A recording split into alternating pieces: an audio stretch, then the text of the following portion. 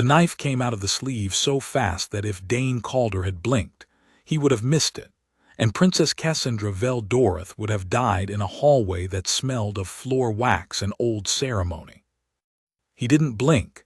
He caught the courtier's wrist an inch from her throat, turned it until something in the joint gave with a wet click, and put the man face first into the marble before the rest of the reception even understood a threat had existed at all. Somewhere behind him, a string quartet kept playing. Nobody screamed. That was the strange part. Nobody screamed, because nobody but Dane had actually seen it happen, and by the time they turned to look, all they saw was a human on his knees over a fallen Dorothy noble, and a princess standing very still with her wine glass unspilled in her hand. "He was reaching for his handkerchief," said Lord Regent Corvin Veldoreth, stepping through the parting crowd with the unhurried calm of a man arriving late to a play he'd already read the script for. "Release him." Dane didn't. He held the pinned wrist a moment longer, long enough to feel the object that had rolled from the man's palm and come to rest against his own knee, a blade no longer than a finger, honed on both edges, the kind that left no trace of powder residue for a scanner to catch, because it needed none. A killing tool built for a station where killing tools weren't supposed to work. "Warden Calder," the regent's voice cooled, "you are half a second from an incident with the Dorothy Compact's own delegation in front of the Rail Suzerainty's ambassador, 6 hours before my niece signs the accord that ends this war. Release him." Dane looked up not at the regent but at Kessa. She hadn't moved. Her eyes, a deep reflective black that swallowed the ballroom's chandelier light rather than catching it, were fixed not on the fallen man, not on the little curved blade on the floor, but on Dane's hand, still locked around the wrist of a man who tried to open her throat in front of 400 witnesses and nearly gotten away with it because no one else in the room had been watching her at all. "Let him up," she said quietly. Dane let him up. The man staggered to his feet, cradling his wrist, already reciting the story that would follow him out of the room. A stumble, a startled human security contractor overreacting to a dropped handkerchief, an unfortunate scene at an unfortunate hour. 2 of the regent's own household guard collected him and walked him toward the doors with the particular gentleness reserved for problems you intend to make disappear quietly. The little blade on the floor had already vanished into someone's boot. Dane hadn't seen who took it. He'd been watching Kessa's face instead, the way her composure had not cracked even slightly, the way her hand around the wine glass had not trembled, and the way, for exactly 1/2 of 1 second before the mask came back down, her eyes had gone to him with something that was not gratitude. It was recognition, as if she'd been waiting a long time for someone in this room to actually look at her and not at what she represented. "Smile, Warden," she murmured, turning back toward the ambassador of the Rail Suzerainty, who was watching the whole recovered tableau with an expression of polite, unreadable interest. "We're at a party." Meridian Anchor did not look like a place where anyone would try to murder a princess. It looked like the inside of a cathedral built by engineers who had never lost an argument about budget. 6 kilometers of curved white spine floating at the exact gravitational null point between 2 hostile stars. Its promenades lit gold. Its windows showing 2 suns that had not, in 40 years of war, ever risen on the same peaceful morning. It had been built 2 centuries ago as neutral ground, a place where the warring powers of the Dorothy Compact and the Rail Suzerainty could not bring weapons that worked. The hush, the old engineers had called the field that saturated every deck of the station, a standing dampening wave tuned to every powered charge, every energy cell, every particle emitter ever invented by either side. Walk onto Meridian Anchor with a sidearm in your holster, and it would sit there, dead as a stone, for as long as you stayed. It was, Dane had been told on his first day of the contract, the safest place in known space. It was also, he had learned in the 3 months since, the reason the Terran Concord kept a standing detachment of human wardens on permanent rotation through its corridors. because a station where no gun worked was a station where every fight came down to a blade. And there was exactly one species in this stretch of the galaxy who had never stopped training its soldiers to kill each other with edged steel, because their homeworld had never learned the trick of pretending violence was something you could out-evolve. Dorothy nobles carried ceremonial knives they'd never drawn in anger. Rail delegates carried honor blades they used to cut fruit at state dinners. Humans carried the muscle memory of 10,000 years of close work, and on Meridian Anchor, in the one place in the galaxy where that memory still mattered, that made them useful in a way neither side liked to say out loud. It also made them invisible. A human in a warden's gray coat blended into the furniture the way household staff did, present at every gathering, spoken to by no one, watched by fewer. Dane had learned that the first week. Nobody looked twice at the hired help, which was, he was beginning to understand, exactly why the man with the little curved knife had nearly succeeded. He caught up to Kessa's retinue 2 corridors later, in the long gallery that ran the spine of the diplomatic wing, its ceiling a single unbroken sweep of starfield glass. She had dismissed her ladies at the gallery's near end and stood alone at the rail, looking out at the 2 suns, the pale gold Dorothy sun and the hard white rail sun, hanging in the black on either side of the station like the ends of a scale that had never once balanced. "You're supposed to have 2 guards inside arm's reach at all times," Dane said. "Your regent's rule, not mine." "My regent's rule is decorative," Kessa said without turning, "like most things my regent produces." She glanced sideways at him then, a slow, assessing look that had nothing courtly in it. "You broke Lord Threll's wrist in front of the Rail Ambassador." "I stopped Lord Threll from opening your throat in front of the Rail Ambassador." "Yes," her voice was very even. "I noticed that too." She turned fully to face him, and for a moment neither of them said anything, the gallery's silence broken only by the station's low structural hum, a sound so constant that after enough weeks aboard, a person stopped hearing it at all. The way Dane had stopped hearing the particular quiet that fell over every room he entered with her in it. The quiet of nobles recalculating whether a human warranted acknowledgement and deciding, almost uniformly, that he did not. "They will say it was a stumble," she said. "By tomorrow it will be a stumble nobody remembers. In 6 hours I sign a treaty that half my own court believes is a betrayal of 40 years of dead soldiers. And somewhere in that ballroom, there is a man who was paid to make sure I don't live to sign it. And the only person in this entire station who was actually watching me, instead of watching the version of me that's useful to them, was the one person no one in that room considers worth watching back." She said it without self-pity, the way a soldier might report a supply shortage, a fact filed moved past. "That would be funny, Warden Calder, if it weren't going to get one of us killed by morning." "It won't," Dane said. "You can't promise that." "I'm not promising the world won't try. I'm promising I won't let it succeed." He said it flatly, the way he'd say a range estimate or a patrol schedule, no heat in it, no performance. And that, more than the broken wrist, more than the knife on the marble, seemed to be the thing that actually reached her, because something in her shoulders eased half a degree, the smallest release of a tension she'd apparently been carrying so long she'd stopped noticing its weight. "Everyone on the station calls you Warden," she said, "not your name." "Dane." "Dane." She tried it once, like checking the balance of an unfamiliar blade. "I am told your people consider it strange, that we have never once, in 200 years of hiring your Concord's wardens to stand at our doors, asked a single one of you what he was called before he came here. Most people don't ask the furniture questions." "No," she agreed, and there was something almost rueful in it. "They don't." She looked back out at the 2 suns, gold and white, burning on either side of the black.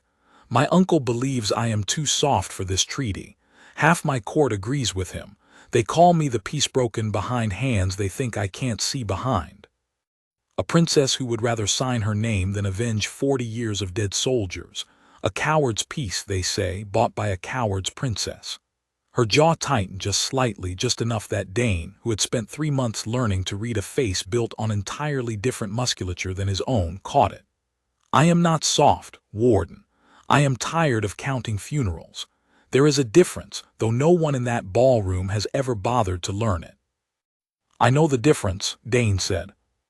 She looked at him for a long moment, dark eyes steady, and something passed between them that had no name yet, not affection, not quite trust, something more like the first handshake between two people who had each, independently, stopped expecting to be seen. 6 hours, she said finally, straightening, the mask sliding back into place like armor. Walk with me back to my quarters, Warden Calder. Arm's reach, as my uncle's decorative rule demands. Yes, Your Grace. Dane, she corrected, very quietly, so quietly he almost missed it under the station's hum. When it's only the two of us, you may call me Kessa. He didn't answer. He fell into step half a pace behind her right shoulder, the position his training called blindside cover, and neither of them spoke again until they reached her door, but he noticed, walking the long gold corridor with the 2 dead suns sliding past the windows, that she had angled her whole body without seeming to think about it, so that his was the only shape between her and the open gallery behind them. It was the first time in 3 months that anyone on Meridian Anchor had trusted him with her back. It would not be the last time that night that someone tried to put a blade in it. Kessa's quarters sat at the terminus of the diplomatic wing, behind a door of Dorothy ironwood that had crossed 40 light years to hang on a station that had never known a Dorothy forest. Her household guard flanked it, 2 Dorothy soldiers in the deep blue of House Vel Doroth, both of them straightening at Dane's approach with the particular stiffness of men trying to look busy so they wouldn't have to look welcoming. Warden, said the elder of the 2, a broad-shouldered veteran with a scar splitting one silver eyebrow. Captain Ithral Vess had commanded Kessa's guard for 11 years, and in the 3 months Dane had shared a post with him, the man had spoken to him directly exactly 4 times, each time to correct his positioning. You're early for your shift. There was an incident at the reception, Dane said. Lord Threll went for Her Grace's throat with an unregistered blade. I stopped it. The Regent's men walked him out and called it a stumble. Ithral's expression didn't change, which told Dane everything about how much the man had trained his face not to. Lord Threll, he repeated slow, of the cindered oath. I don't know the man's politics. I know what was in his hand. The cindered oath doesn't send its own lords to do wet work, Ithral said, more to himself than to Dane, his scarred eyebrow drawing down. They're a debating society with expensive tailors. If Threll drew a blade on the princess in a lit ballroom, someone above him decided the accord was worth that risk tonight of all nights. He looked at Dane properly then, for the first time in 3 months, not through him, not past him, but at him, the way you look at a piece of equipment you'd previously assumed was decorative and were now recalculating. You caught it before it landed. I caught it before it landed. Nobody else did. Nobody else was watching her instead of watching the room. Ithral held his gaze a moment longer, something working behind the scarred brow that might, in a more forthcoming man, have been the beginning of respect. What he said instead was, "Go make your report to your own marshal. I'll double the door tonight." It was not thanks. It was, Dane understood, as close to it as Ithral Vess had budgeted for a human in 11 years of guarding this door, and it would have to be enough. Kessa paused at her threshold and looked back at him once, dark eyes catching the corridor's gold light. 6 hours, Warden, she said. Try to still be standing at the end of them. I generally manage it. Something that was almost a smile moved at the corner of her mouth before the door closed between them, and Dane stood in the empty gold corridor a moment longer than his duty strictly required, listening to the bolt engage, before he turned and went to find Priya Akanjolin. The Terran-conquered security office on Meridian Anchor was a windowless room 3 decks down, chosen deliberately for its lack of a view. Priya had told him once that she didn't trust any office with a window, on the grounds that a man who could see the stars while he worked started thinking his job was more romantic than it was. She was 40 years his senior in service, if not in years, silver cropped close. A scar of her own along the jaw from a station in a war-zone Dane had only read about in his training files, and she listened to his account of the reception without once interrupting, which was itself a kind of alarm. Priya interrupted everything, as a matter of professional habit. "Show me the blade," she said when he'd finished. "It's gone." Regent's men bagged it with the story. Of course they did. She leaned back, chair creaking, and rubbed one hand across her jaw. "Describe it." "Finger length, double-edged. No powder residue, no charged cell, hand-forged deliberately. Somebody built that specifically to walk through a hush field, without tripping a single sensor in this station." Priya's mouth thinned. "That's not a court dagger. That's guild work."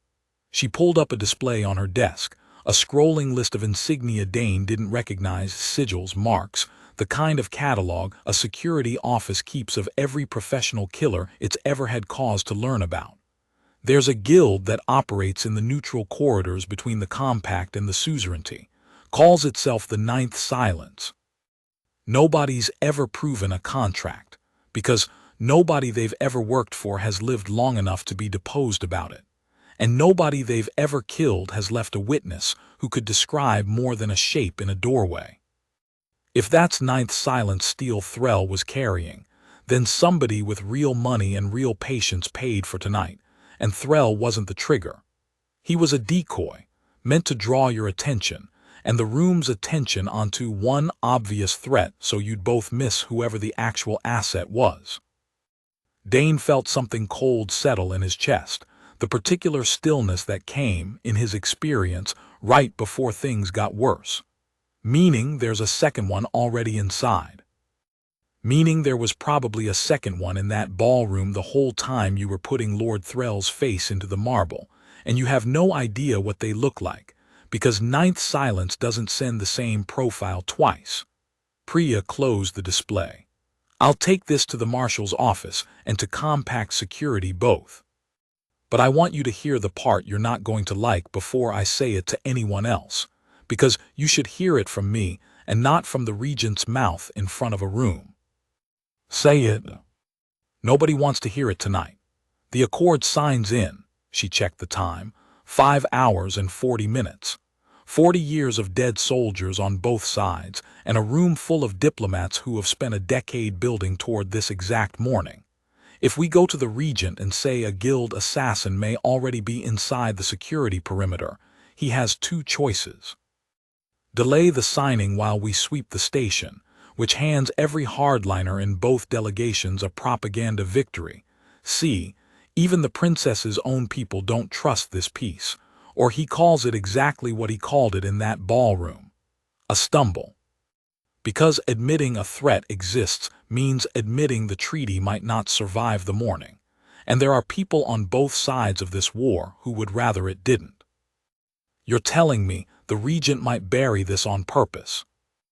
I'm telling you I don't know yet whether he's covering for the Accord's sake or for some other reason entirely, and until I do, you don't sleep, you don't blink, and you don't let that woman out of arm's reach for 1 second between now and the signing." Priya looked at him steadily. "You did the one thing tonight that actually worked, Calder. Everyone in that ballroom was watching the treaty. You were watching the princess. Keep doing that. It's the only thing standing between her and whatever the Ninth Silence was actually paid to finish." Dane didn't sleep. He stood the corridor outside Kessa's door for the rest of that night in a 2-man rotation with Ithral Vess, the two of them saying almost nothing to each other across 6 hours except the occasional terse confirmation of a passing patrol, and it was somewhere near the 4th hour, in the flat gray stretch before the station's lighting cycle began its slow, simulated dawn, that Ithral finally spoke without being prompted. "She told me once," the captain said, low, eyes on the corridor's far end, "that she used to count the names. Every soldier lost every season written in a ledger her father kept and she inherited when he died in the 11th year of the war. She stopped counting at 11,000, not because the number stopped, Warden, because she couldn't carry it anymore and still function. He was quiet a moment. Her uncle calls her weak for wanting this peace. I have followed that woman into 3 border skirmishes and watched her carry wounded men off a field under fire because she wouldn't leave anyone behind for the enemy to make an example of. There is nothing weak in that ledger. There is only a woman who did the arithmetic the rest of us were too proud to do. Then why does the whole court call her the peace broken? Because it's easier to call a woman broken than to admit the war was never winnable, and that admitting it means every one of those 11,000 names died for nothing anyone can defend. Ithral's jaw tightened under the old scar. You caught the knife tonight, human. I've watched men in this uniform for 11 years, and I am telling you plainly, because I don't waste words I don't mean. You may be the first person on this station's guard roster who's actually here to protect her, and not the treaty wearing her face. It was, Dane understood, the exact shape of the thing Kessa herself had said in the gallery, the loneliness of being useful to everyone and seen by no one. And hearing it now from the one man on this station who had earned the right to say it, he felt the weight of the contract shift under him, from a job description into something with a much sharper edge. I intend to keep being that, Dane said. Ithral looked at him for a long moment and then, for the first time in 3 months, extended a hand. Dane took it. The grip was hard, a soldier's grip, and it held a half-second longer than a simple handshake required, which was, from a man who had budgeted 11 years of silence toward every human he'd ever guarded a door beside, as close to a vow as Dane expected to get. Neither of them mentioned it again. Neither of them needed to. 6 hours until the signing had become 5, and somewhere on the station, in a shape neither of them could name, the 9th silence was still waiting. The regent received Priya's report at the hour before dawn cycle, in a private study 3 doors down from the signing hall, and Dane stood at Kessa's shoulder through the whole of it, close enough to see the muscle tighten along the regent's jaw when Priya laid out the word 9th silence on the table between them like a card she'd been saving. A guild myth, Corvin said, when she'd finished. Half the court dinners on this station end with someone claiming to have survived a 9th silence contract nobody can prove existed.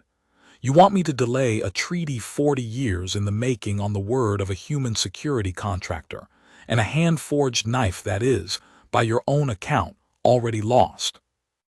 I want you to increase the perimeter for 6 hours, Priya said level. That's the entire ask. And when the rail delegation hears their neutral ground hosts doubled security an hour before signing, what do you imagine they'll conclude? That we're protecting the princess from an assassin, or that we're preparing to break the treaty ourselves and calling it caution? Corvin's eyes moved to Kessa, and something in them softened in a way that struck Dane as rehearsed, a performance of uncleish concern laid carefully over something colder underneath. Cassandra. Your father would have signed this morning with the ceremony intact, not skulking through a station. He'd let his own security dismantle out of fear. Don't hand the cindered oath a symbol. Don't let them say the peace-broken flinched at a shadow on the eve of her own peace. Dane watched Kessa's face carefully in the pause that followed, and saw the exact moment the word landed the way Corvin had clearly intended it to, not as concern, but as a blade of its own, aimed at the one insecurity the whole court had spent months sharpening into a weapon against her. Double the corridor watch, Kessa said finally, but quietly, no visible change to the hall. I will not hand my uncle's rhetoric a gift, and I will not hand the 9th silence a warning that we know they're here. She looked to Priya. Can you do that without the rail delegation noticing? I can put 6 more wardens in plain coats along the promenade in the next hour, Priya said. It's not what I'd call adequate.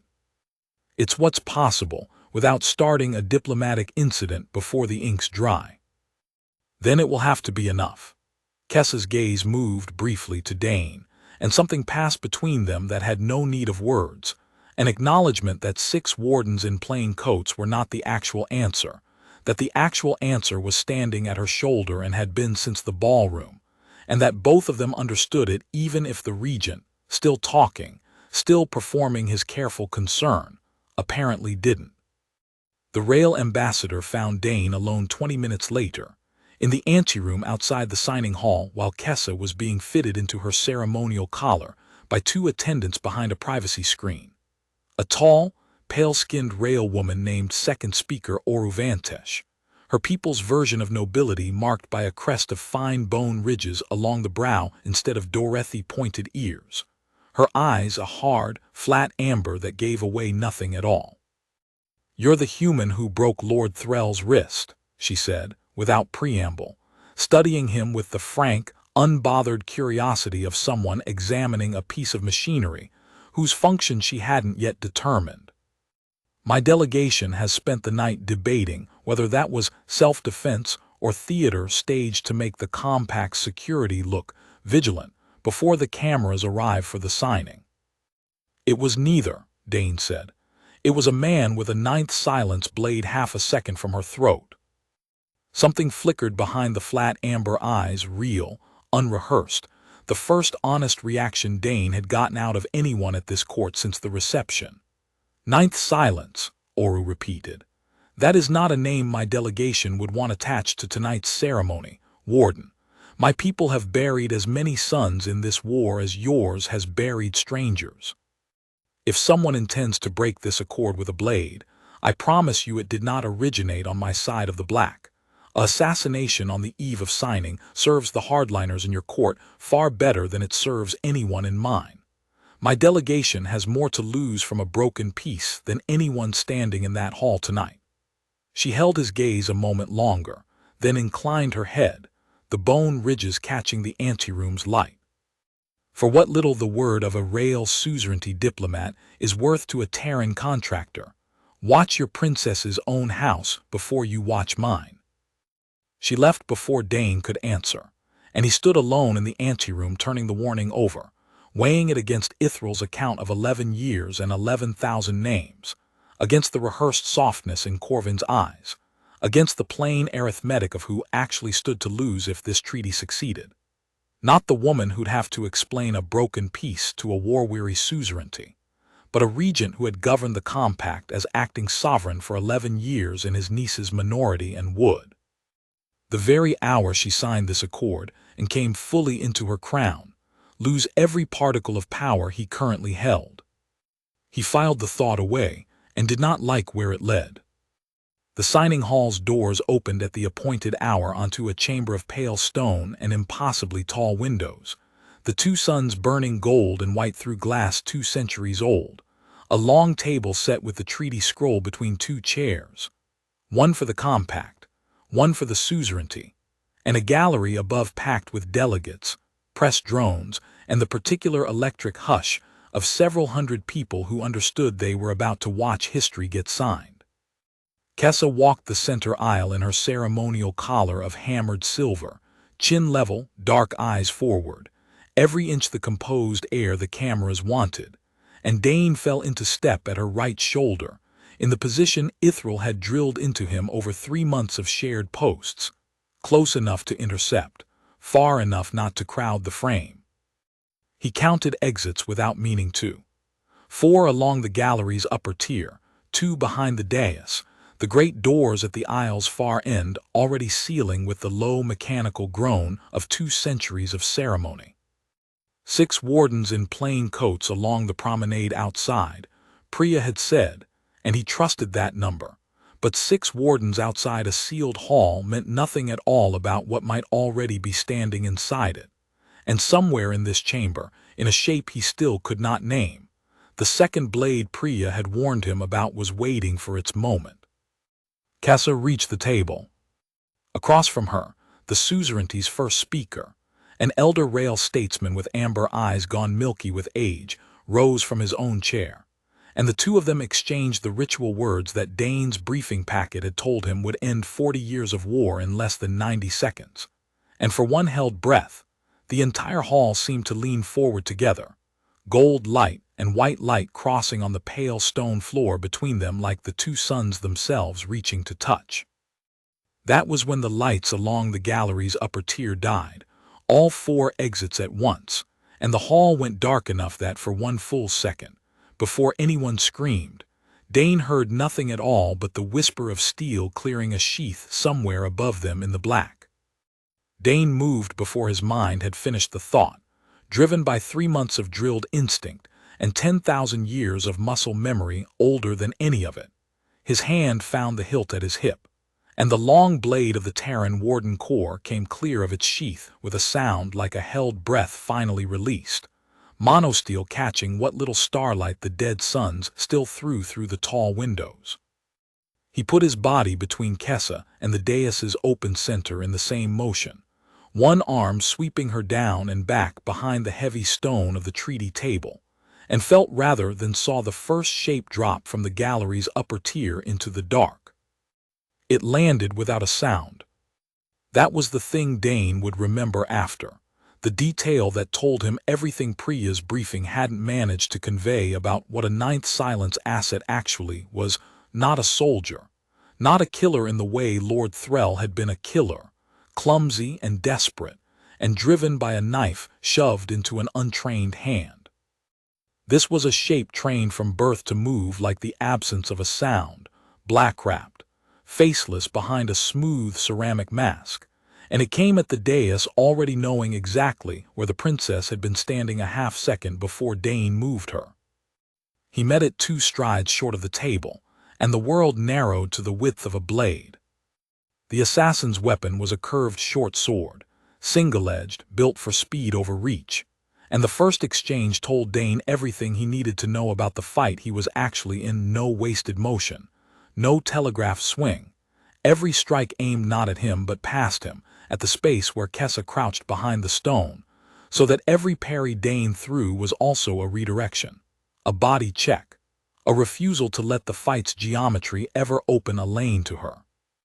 He caught the third strike on the flat of his blade and turned it wide, stepped inside the assassin's reach where the shorter weapon lost its advantage, and drove the pommel of his sword into the ceramic mask hard enough to crack it.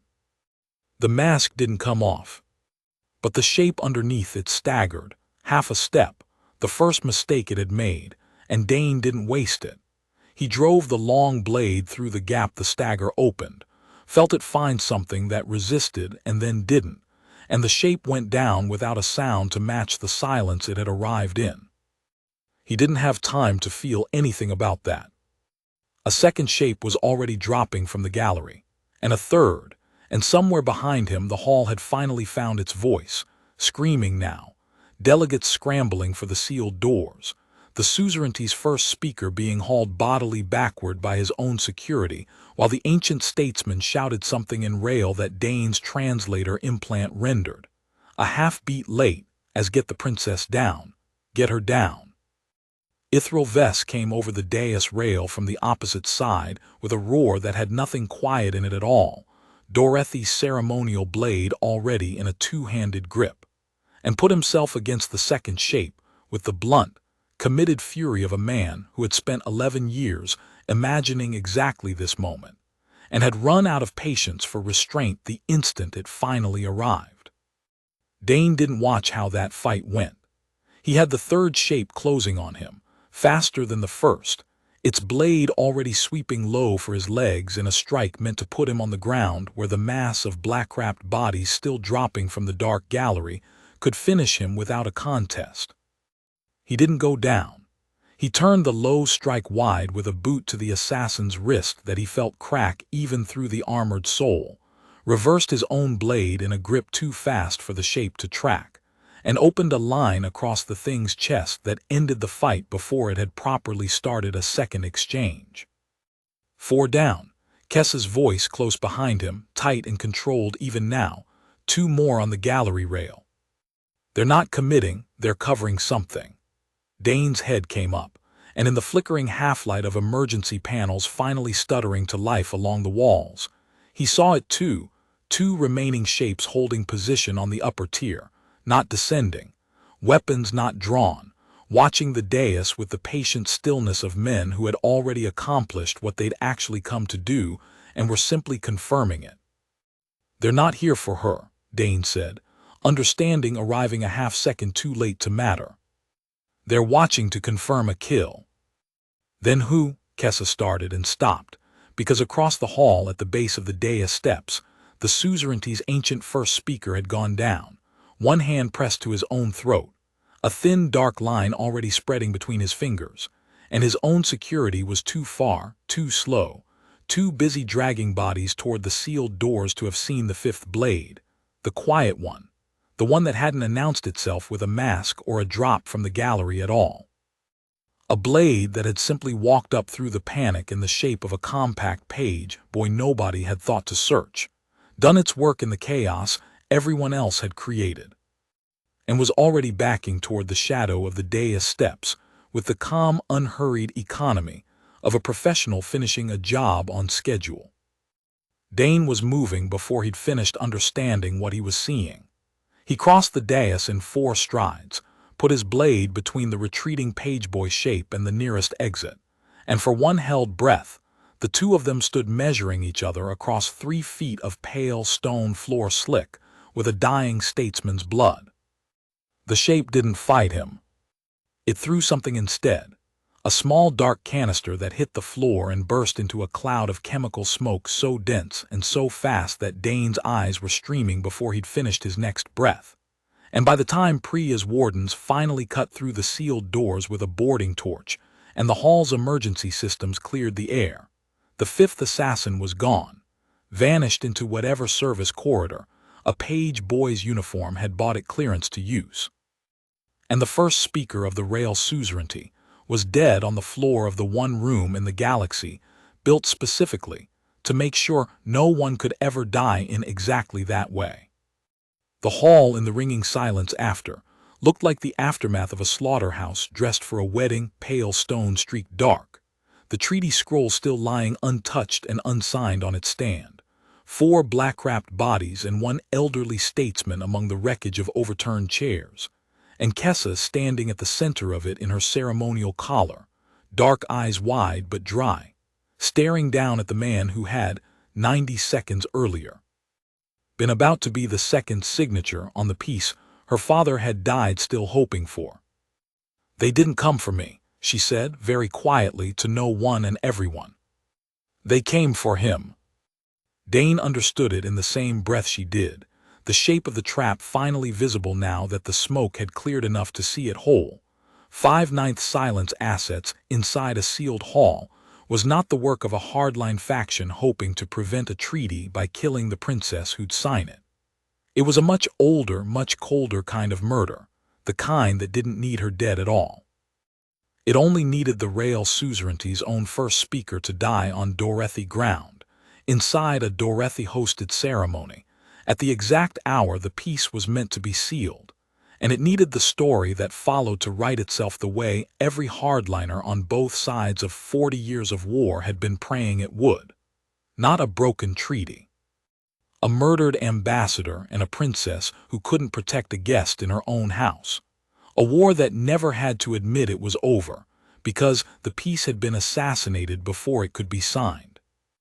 "Get her out of the hall," Priya's voice cut across the wreckage, and hands were on Kessa's shoulders.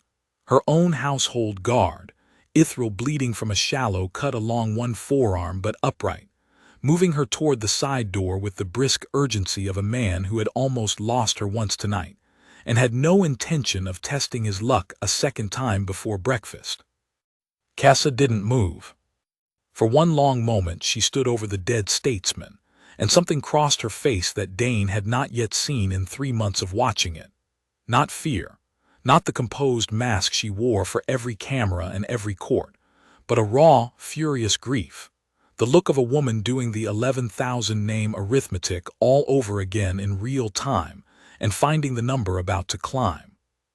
"Kessa," Dane said her name, not your grace, not Warden Calder's careful formal distance, just her name, quiet and level, cutting through the noise the way it had cut through it in the gallery the night before. "We need to move. Now. Whoever planned this has a second act ready, and I would rather not find out what it is standing in an open hall." She looked at him, and something in her face steadied, not because the grief left it, but because she chose, visibly, deliberately, to set it aside and carry the weight the way she'd apparently been carrying every other weight this court had handed her for years. "Yes," she said. "Move." They went. Meridian Anchor went into full lockdown within the hour. Every corridor sealed, every delegation confined to its own wing. The Hush Field's engineers running emergency diagnostics on a system that had just failed to prevent 5 trained killers from carrying edged steel into the single most secure room on the station.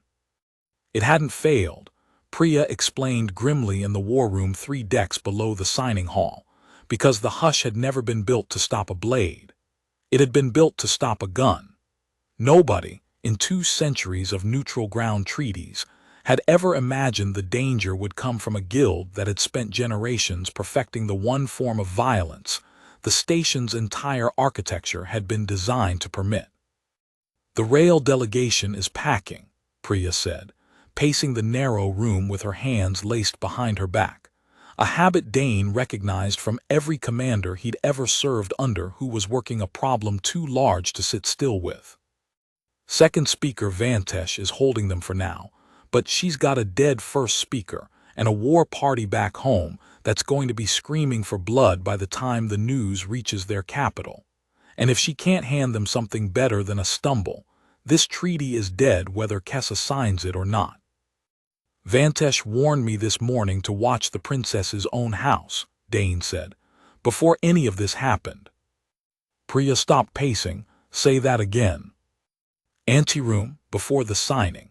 She told me a broken treaty served the hardliners in the Compact's court far better than it served anyone in hers, and that I should watch Kessa's own house before I watched the suzerainties." He'd turned the words over a dozen times since, and they sat no easier now than they had in the anteroom. She wasn't guessing. She sounded like a woman who already suspected something, and was giving me the one warning her own protocol would allow her to give a foreign contractor. "That's a hell of a thing for a rail diplomat to say to a human warden 6 hours before her own first speaker gets his throat opened in a sealed hall." Priya's jaw worked. "Walk me through the regent's behavior again. Slowly, everything from the ballroom on." Dane did the rehearsed softness of Corvin's concern in the private study, the practiced ease with which he'd turned Kessa's own insecurity into a lever. The household guard who'd walked Lord Threll out of the ballroom with a gentleness that had nothing to do with mercy and everything to do with making a problem disappear before it could be questioned. Priya listened with her arms crossed, and when he'd finished, she pulled up a station manifest on the war room's central display. Cargo logs, docking records, 2 months of freight moving through Meridian Anchor's lower bays under compact diplomatic seal. The kind of paperwork that ordinarily nobody outside a customs office ever bothered to read. "Corvin's household has moved 4 sealed shipments through the lower docks in the last 60 days, she said, scrolling. "All flagged diplomatic, all exempt from Hush compliance inspection because diplomatic cargo doesn't get searched on neutral ground. That's the treaty's own rule. The one his niece's father wrote into the accord 30 years ago to keep the peace talks from turning into a customs war." She stopped scrolling, tapped a manifest entry, and turned the display toward Dane. "This one cleared 2 weeks ago. Weight, dimensions, and cooling requirements consistent with cryostasis pods. 5 of them." Dane felt the cold settle again, sharper this time. 5 assets, held in stasis until they were needed, moved through this station's own lower bay under a regent's diplomatic seal and released the morning of the signing. Priya closed the display, and for the first time since Dane had met her, she looked genuinely rattled. He didn't hire the Ninth Silence to kill his niece, Calder. He hired them to kill the peace, and to make sure that when it died, it looked like a war he never had to be blamed for restarting. 11 years as acting sovereign. The instant that scroll gets signed, he's a regent with no throne to be regent of, answering to a woman he spent a decade calling too soft to rule. "We can't prove diplomatic cargo belongs to him personally," Dane said. "Seals like that root through a dozen hands." "No, we can't prove it yet." Priya's eyes came up hard. "Which means until we can, he's still the second most powerful person on this station. He still commands the household guard at Kessa's own door. And the only two people who currently believe he did this are a human contractor and a security marshal neither delegation actually answers to. If we move on him without proof, he calls it exactly what he'll want the whole court to hear: a foreign warden and an off-world marshal manufacturing a conspiracy to cover their own failure to stop a guild attack. We need proof before we need courage, Calder. In the meantime, that woman needs someone standing between her and her own uncle's household guard. And I am telling you plainly, there is no one else on this station I trust to do it." Dane found Kessa 2 hours later in a stripped-down conference room that had become, in the wake of the lockdown, the closest thing the compact delegation had to a command post. No ceremonial collar now, just a plain gray field coat over her formal robes. Dark eyes shadowed with exhaustion she was too disciplined to let show anywhere else. A wall display behind her scrolling condolence statements from a dozen worlds that hadn't yet heard the full truth of what had happened in that hall. "Second Speaker Vantesh has agreed to a 48-hour delay," she said without looking up from the data slate in her hands. "Not a withdrawal. A delay to bury her first speaker with the honors he's owed and to let her own capital absorb the shock before she puts her signature next to mine on a scroll that got a man killed the last time anyone tried. 48 hours, Dane. That's what's left of 40 years of work, and I am not going to lose it because my own house couldn't keep one old man alive in a sealed room. It wasn't your failure. It was my hall, my treaty, my father's peace that I promised 11,000 dead soldiers I would finish." Her hand tightened on the slate, knuckles pale under the lavender-gray skin. "Tell me something useful, Warden. Tell me you found something in that room besides 4 bodies and a burned chemical canister." He told her. All of it: the shipment manifests, the cryostasis pods, the diplomatic seal that traced, however indirectly, back toward her own uncle's household. He watched her face while he said it, watched the exhaustion give way to something colder and more focused, the particular stillness of a woman recalculating an entire decade of her own life through a new and much darker lens. "He raised me," she said finally, very quiet. "After my father died, he sat at my bedside during the fever that nearly killed me at 9 years old, and he told me the crown would still be there waiting when I was strong enough to carry it. I have spent 11 years believing that when he called me soft, he meant it as a warning to protect me from a court that would eat me alive if I showed weakness. I never once considered that he meant it as a plan. I don't have proof yet. Priya's working the manifest chain. I don't need proof to know what I felt in that private study this morning, watching him use my father's memory to talk me out of doubling the guard." Her eyes came up to Dane's, dark and dry and terribly steady. "I have spent my entire life being told what I am by men who never once asked. The peace broken, too soft to rule, a coward's princess bought by a coward's peace. I believed some of it, Warden, on the nights I was tired enough to stop arguing. And the one person who has never once told me what I am, who has only ever watched what I actually do and moved to protect it, is a hired contractor from a species that isn't even party to this war." Something in her voice cracked, very slightly, the first true crack Dane had heard in 3 months of watching her hold every seam of herself together in public. "Why?" "Because it's my job to watch," Dane said. "And because somewhere in the last 3 months, watching stopped being the whole reason." The silence that followed held longer than either of them seemed inclined to break it, the wall display behind her still scrolling condolences in half a dozen languages, and it was Kessa who moved first, not toward him, not away, but simply closer, close enough that Dane could see the fine, otherworldly grain of her skin catch the conference room's cold light, close enough to see that her eyes, for once, weren't guarding anything at all. "Ithril tells me you called me by my name in that hall," she said. "Not my title." I did. No one has done that since my father died. She held his gaze a moment longer and then deliberately straightened, the mask sliding back into place the way it always did, not retreat. Dane understood now, but discipline. A woman who had learned that a crown left no room for feelings she couldn't afford to finish having in the middle of a crisis. 48 hours, Warden Calder. Whatever my uncle is planning, he will not wait patiently through all of them. Find the proof. I will hold the piece together, with whatever is left of my own 2 hands.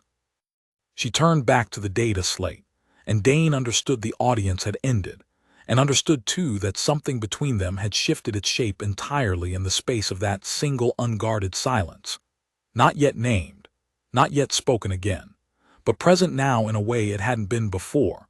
A small hard fact neither of them had the luxury of examining while a regent's household guard still stood between her and the one door in this station that was supposed to be the safest. He left to find Priya. He did not get 3 corridors before the first sign came that the regent had no intention of waiting out the 48 hours quietly at all. A runner from the lower docks, breathless, reporting that compact household guard had just sealed the maintenance level beneath the diplomatic wing for what they were calling a routine hush field inspection. An inspection that, on checking the schedule, no one had actually ordered. The maintenance level beneath the diplomatic wing ran the length of the station's spine in a low gray corridor of exposed conduit and humming hush relays, lit by strip lighting that had never been designed for anyone's comfort.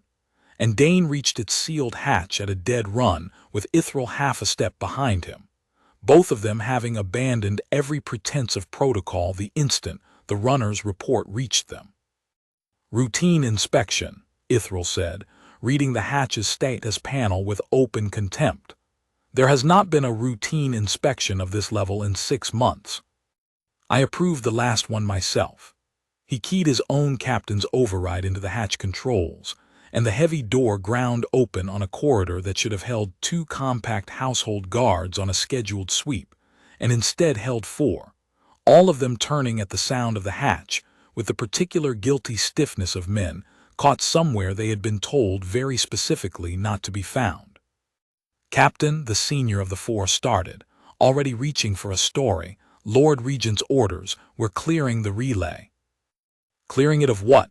Ithril said, and drew his blade before the man finished answering, because behind the 4 guards, deeper in the humming gray corridor, a 5th shape was crouched at the base of a hush relay housing with a device Dane didn't recognize wired directly into the field's primary conduit. Not a weapon, not sabotage in the sense of an explosion, but something far more surgical, a modulator built to punch a narrow, precisely timed gap in the dampening field's coverage. A window just wide enough and just long enough for a single charged weapon to fire once, inside a station where no gun was supposed to work at all. Get him off that relay, Dane said, already moving, and the 4 guards, whatever loyalty they'd been promised, made the calculation men in over their heads generally make when a fight goes from theoretical to immediate. 2 of them broke for the hatch behind Dane and Ithril, and the other 2 drew on the 2 intruders instead of joining them, which told Dane everything about how thin the regent's actual support ran once his own household guard understood what they'd actually been ordered to protect. The 5th shape at the relay didn't run. It finished the last connection with the calm, unhurried economy Dane had already learned to recognize, and came up off its crouch with a short-barreled weapon in hand, dead weight in a hush field useless, until the modulator behind it gave a low rising whine, and the relay's ambient hum stuttered, just once, just long enough. Dane didn't wait to find out what a working gun sounded like in a corridor this narrow. He closed the distance in 3 strides, inside the weapon's short reach before its owner could bring it fully to bear, and put the pommel of his blade into the shape's wrist hard enough to send the weapon skittering across the deck plate a half-second before the modulator's gap closed again, and the hush field swallowed whatever charge had been building in its chamber, harmless now. A threat that had existed for less than 4 seconds and would have ended everything if Dane had been a half-step slower. The fight that followed was short and ugly in the way corridor fights always were, no room to maneuver, No elegance. Just Ithral's ceremonial blade and Dane's monosteel working in a cramped gray space against a fifth-ninth silence asset who fought with the same terrible economy as the others in the hall. Until Ithral, bleeding again from a fresh cut along the same forearm, got a boot behind the shape's knee and drove it down onto the deck plate hard enough to crack the ceramic mask clean off. The face underneath was young. That was the thing that stopped Dane's next strike half an inch short of finishing it. Not mercy exactly, but the sudden, disorienting recognition that the face behind 2 masks and 5 kills tonight belonged to someone who couldn't have been much past 20 years old. Dorothy features drawn tight with pain, and something that might, under different circumstances, have been called fear. "Who paid for tonight?" Dane said, blade still leveled. The kid didn't answer with words. What answered instead was a small data chip, wired into a collar Dane hadn't noticed until the mask came off, a guild fail-safe. He understood a half-second too late, the kind of device built to make sure a captured asset could never actually be interrogated. And before either Dane or Ithral could move to stop it, the chip discharged with a soft, final sound, and the fight was over in a way that answered no questions at all except the ones the collar had been built specifically to prevent. Ithral swore in Dorothy, low and vicious, and knelt over the body a moment with something that looked almost like grief for a stranger who tried to kill him twice in one day. "They collar their own," he said. "Guild discipline. No asset lives to be questioned, win or lose the contract." He looked up at Dane, scarred brow drawn tight. "But the modulator survives, and the modulator will have a build signature, a parts trail, something a station engineer can trace back to whoever commissioned it, which is more than we had an hour ago." They found more than a build signature. Wired into the modulator's housing, deliberately or carelessly Dane would never know, was a short-range comm log. A single burst transmission, sent and received within the last hour, routed through a relay node that Priya's engineers, called down within minutes of Ithral's report, traced in under 20 minutes to a private terminal registered to the Lord Regent's own study. "That's not proof of an order," Priya said, standing over the recovered device with her arms crossed, "but it is proof his terminal talked to a device wired to gap the hush field 40 feet from where a guild asset was setting up a shot on the princess's own maintenance corridor. On the same day his household guard sealed this level under an inspection order nobody actually filed. That's enough to bring before the Compact's own Council of Lords, Kessa. Not a foreign accusation from a Terran contractor. A traceable signal from his own hand. Word of the maintenance-level fight reached the diplomatic wing before Dane and Ithral did, carried by the 2 household guards who'd fled the hatch and, apparently, talked. And by the time Dane walked the last corridor back toward Kessa's quarters, something in the station's atmosphere had shifted in a way he felt before he could name it. Compact staff who had spent 3 months looking through him now looked at him directly. A junior attendant in the passage bowed her head, actually bowed, a small formal Dorothy gesture Dane had only ever seen offered to nobility, and didn't straighten again until he'd passed. Ithral, walking at his side with a fresh dressing on his forearm, caught the gesture too, and said nothing about it, but something in the set of his shoulders had eased into an ease Dane hadn't seen in 3 months of shared posts, the particular relief of a man who had spent 11 years alone in a conviction, and had finally found someone standing beside him in it. Kessa was waiting at her own door when they arrived, and she didn't wait for a report before she crossed the last few feet of corridor and put her hand, briefly, flat against Dane's chest, over the place where a 9th silence blade had come within a half-second of finding him in that maintenance corridor. Not an embrace, nothing the court's watching eyes could have called improper, just a soldier's check, confirming with her own hand that the man in front of her was still whole. "Ithral told me," she said low, "the comm log my uncle's terminal." "It's not proof enough to bring him down on its own," Dane said. "But it's proof enough to know we're not chasing shadows."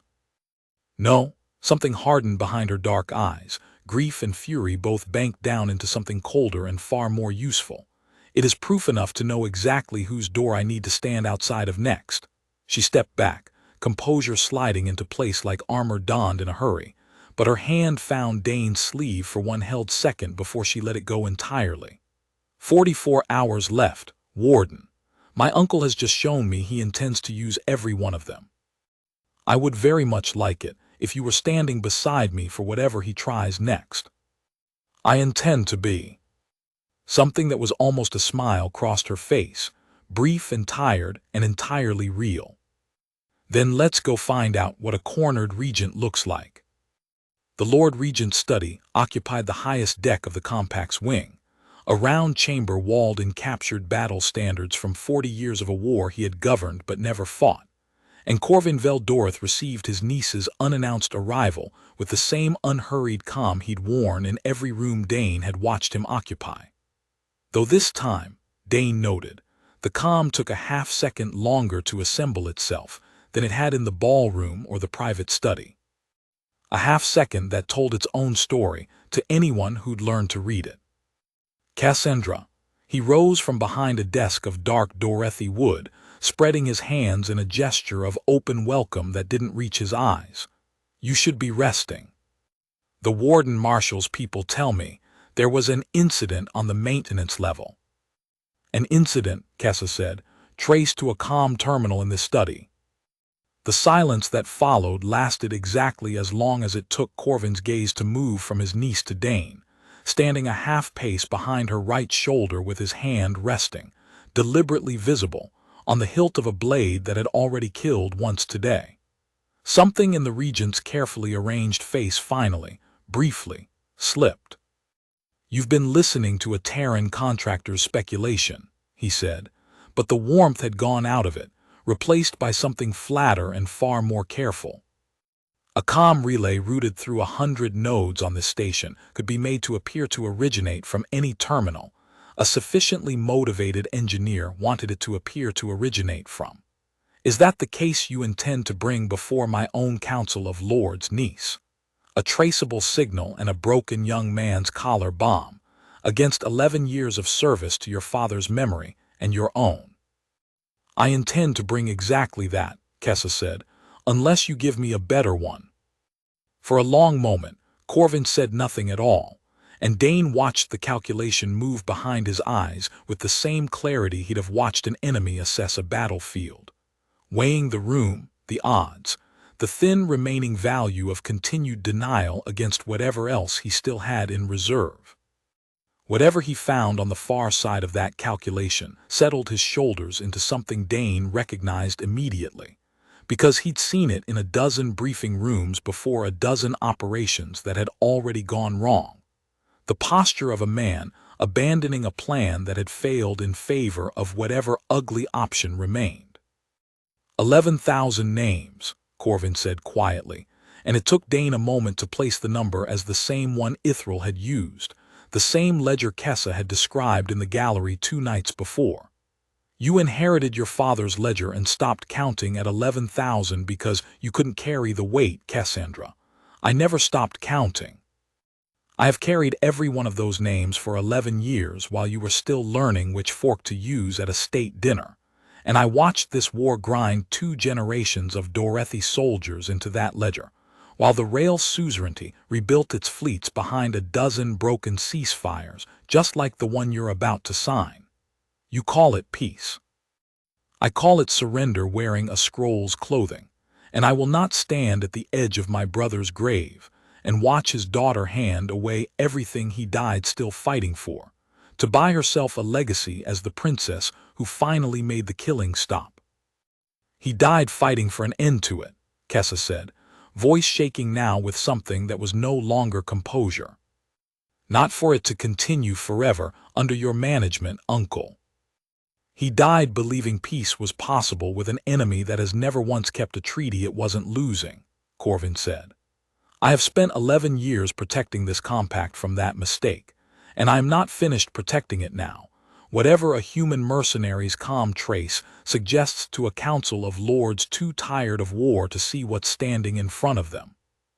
His hand moved, unhurried, to a panel set into the desk's edge, and Dane's whole body went taut with the particular readiness of a man who has learned to distrust every unhurried motion an enemy makes in the half-second before he shows you what he's actually holding. "Security override," Corvin said into the panel, his voice gone flat and formal, a man reciting rehearsed words. "Regent's Authority, Station Code 7. Lock the diplomatic wing. All decks. I am invoking emergency protective custody of the air, pending a full council inquiry into today's security failures." Alarms began sounding somewhere below them before he'd finished the sentence, and Dane understood, with the sick clarity of watching a trap close from the inside, exactly what Corvin's second act had actually been all along.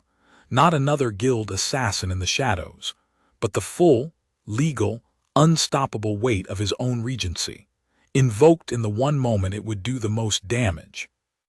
Seal the wing, declare Kessa a threat to her own security, remove her from Priya's protection and Ithral's guard under the perfectly lawful authority of a man who had governed this compact for 11 years, and still commanded, on paper, every household soldier wearing its colors. "You can't," Kessa said, and for the first time since the ballroom, Dane heard real fear under the fury in her voice. Not fear for herself, but fear of the exact shape of what was happening. A coup dressed so carefully in legality that no Council of Lords, however sympathetic, would be able to call it anything else for hours, maybe days, and days were not a currency they had left. "I can," Corvin said almost gently, "and I have. You will thank me, Cassandra, when the war your father died fighting is finally won instead of surrendered, and you are still alive to rule what's left of it." He looked past her to Dane, and something in his face hardened into open contempt for the first time since the ballroom. "As for you, Warden, your contract with this delegation is terminated, effective immediately, and my household guard has express orders to remove you from this wing by whatever force proves necessary. I would advise you not to make that difficult. You have done impressive work for a hired sword, but you are not, and have never been, anything more than that." Dane felt the words land the way they were meant to land, a blade of their own, aimed at the exact insecurity Priya had warned him about on his very first day of the contract, the furniture in a greycoat truth of what most of this station had spent 3 months believing about him. He let it pass through him without taking root, the way he'd trained himself to let every insult pass through him in 3 months of standing at doors that weren't his to open, and looked past Corvin's contempt to the only thing in the room that actually mattered. "She's not a threat to be protected from," Dane said. "She's the sovereign you're trying to steal a throne from. Call it what it is." Corvin's jaw tightened, and behind him, the study's outer doors ground open on 6 of his own household guard, blades already drawn, and for one long breath the round chamber of captured standards held nothing but the sound of Kessa's controlled breathing, Dane's hand tightening on his hilt, and a regent who had just discovered that his own careful legality had a cost he hadn't fully priced. Because the 6 guards filling his doorway were looking, Dane realized, not at Kessa, and not with any particular hostility at Dane, but at Ithral Vess, who had followed them up from the maintenance level and now stood in the study's threshold with his own blade already drawn and his voice, when it came, pitched to carry through the whole chamber and every corridor beyond it. "Stand down," Ithral said to the 6 guards, in the flat, unarguable tone of a captain who had commanded every one of them for years longer than Corvin had commanded the compact. "I have served this house for 11 years. I buried its king. I have carried his daughter's wounded soldiers off 3 battlefields with my own hands, and I am telling you now, in front of the man who raised her, that what is happening in this room is not protective custody. It is a coup dressed in a regent's seal, and I will not lift my blade to help him complete it." He didn't look at Corvin when he said the next part. He looked at the 6 guards, one by one, and let the silence do the rest of the work. "Choose your house or choose your regent. You will not get to choose both today." One by one, blades lowered. Not all at once. Dane counted the hesitation in each man's shoulders, The private arithmetic of 11 years of orders against 11 years of watching the woman those orders were meant to control. But by the time the last blade came down, all 6 had turned, however uncertainly, to face their own captain instead of the regent behind them, and Corvin Vel Dorith stood alone at his desk of dark Dorothy wood, security override still glowing on the panel under his hand. Watching 11 years of quiet control come apart in the space of one held breath. "This changes nothing," Corvin said, but his voice had lost its calm entirely now, gone thin and fast in a way that told Dane the man was no longer executing a plan, but improvising against the wreckage of one. "The override is filed. Station security will honor it whether these 6 stand with me or not. You cannot simply refuse a lawful regency order, Ithril, however many soldiers you turn against me in a private study." "No," Kessa said, stepping forward, and something in her voice had changed too, not fear now, not fury, but a cold, settled clarity that Dane recognized as the sound of a woman finally, fully done being managed. "But I can. Because you invoked that override in protective custody of the heir, uncle, and the heir is standing in this room refusing it, on the record, in front of 6 witnesses of my own household guard and the warden marshal's security log, which has been recording this entire conversation since the moment the alarm sounded." She nodded once toward the corner of the study, where a small dark lens above the door frame, a Terran-conquered monitoring node, standard on every deck since the lockdown, sat blinking its quiet red light.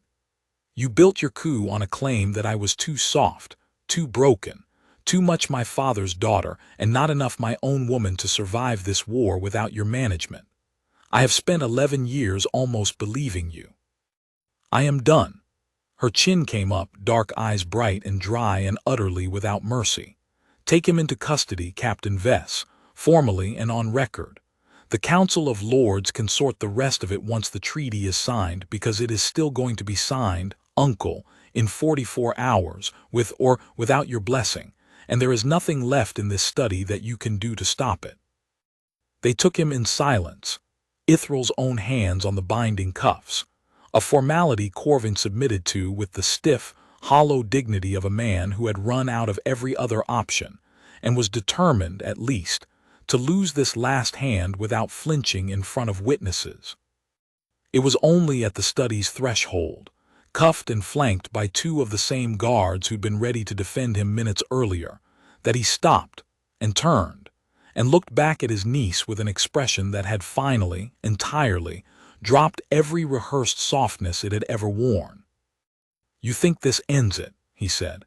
"You think a captain's loyalty and a security log undo 11 years of preparation in a single afternoon." Something in his voice had gone almost pitying. "The override was never the whole of it, Cassandra. It was the option I preferred, because it left you alive and me in a position to still govern what came after. But I did not build 11 years of contingency around a single lever, and I filed a second order before I ever walked into this study to greet you. A standing instruction, triggered automatically, the moment my own security credentials are revoked or my custody is confirmed, because I understood, better than you apparently believed I did, that there was always a chance this exact conversation would end exactly as it has." "What order?" Dane said, already moving toward him, and something in the flat certainty of the question made even Ithril's grip on the cuffs tighten. "A final contract," Corvin said, and for the first time something that might almost have been grief moved under the contempt in his voice. Grief, Dane understood a half-second later, not for what he'd done, but for what he was about to admit had never been within his power to stop, even now, even in custody, even wanting to. "I did not order the 9th Silence to kill you today, niece, whatever your warden's manifest suggest. I ordered them to kill the peace. But a guild that collars its own assets to guarantee silence does not release its final payment on a contingency clause I control from a cell. The standing order stands whether I am here to countermand it or not, and it triggers at the treaty's next scheduled signing, whenever the suzerainty's second speaker agrees to reset the ceremony. I have no way to stop it now.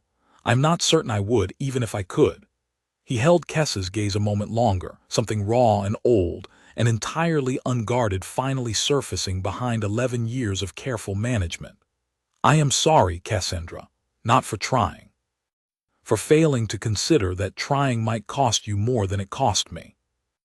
They led him away, and the study fell into a silence thick enough that Dane could hear the station's structural hum returning, faint and constant, under the fading echo of the alarms.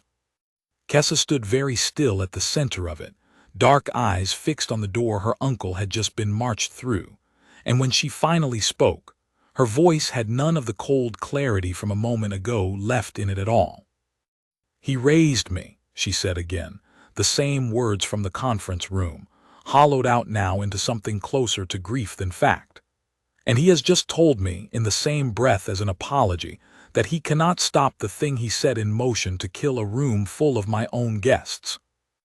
"Then we stop it," Dane said, "not him." "Us."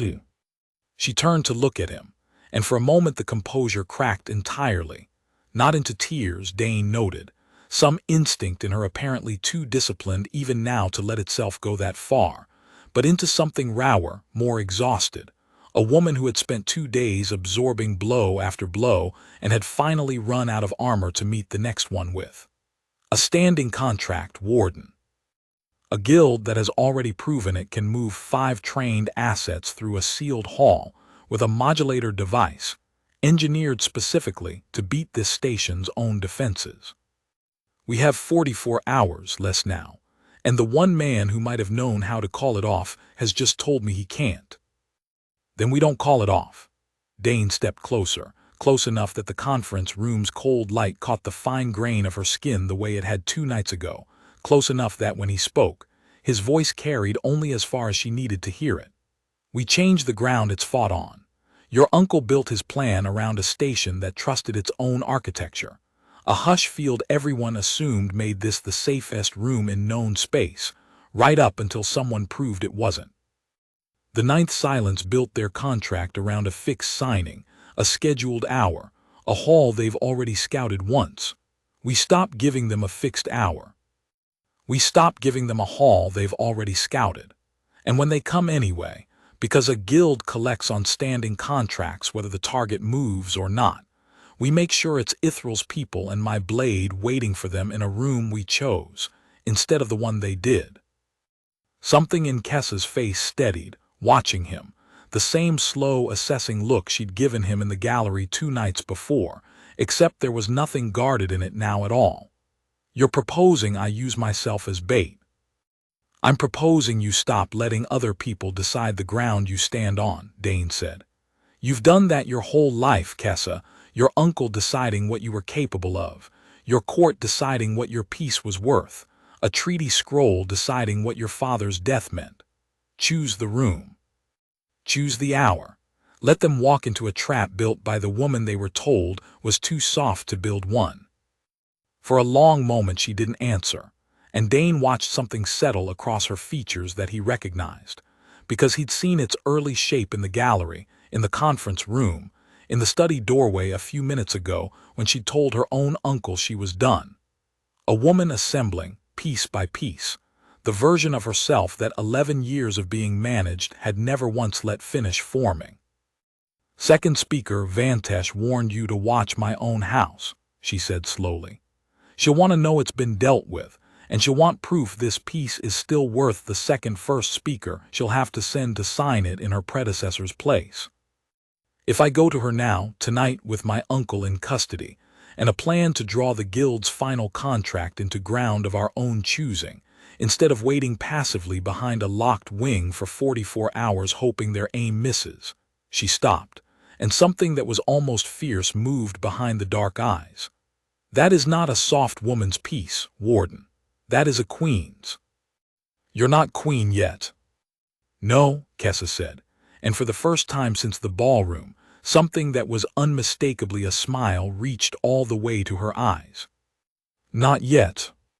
Priya's war room absorbed the new plan the way it absorbed everything, with a kind of grim, efficient speed that told Dane the old marshal had been waiting her whole career for a client willing to actually take a fight seriously, instead of hiding behind protocol. Second speaker Vantesh was summoned within the hour, and if she was startled to find herself briefed by a Terran security contractor and a princess with her own uncle's custody warrant still warm on the record, she didn't show it. Only listened with the same flat, unreadable amber attention she'd shown Dane in the anteroom 2 days before, and at the end of it, inclined her bone-ridged brow in something that was, for a rail diplomat, an unmistakable gesture of respect.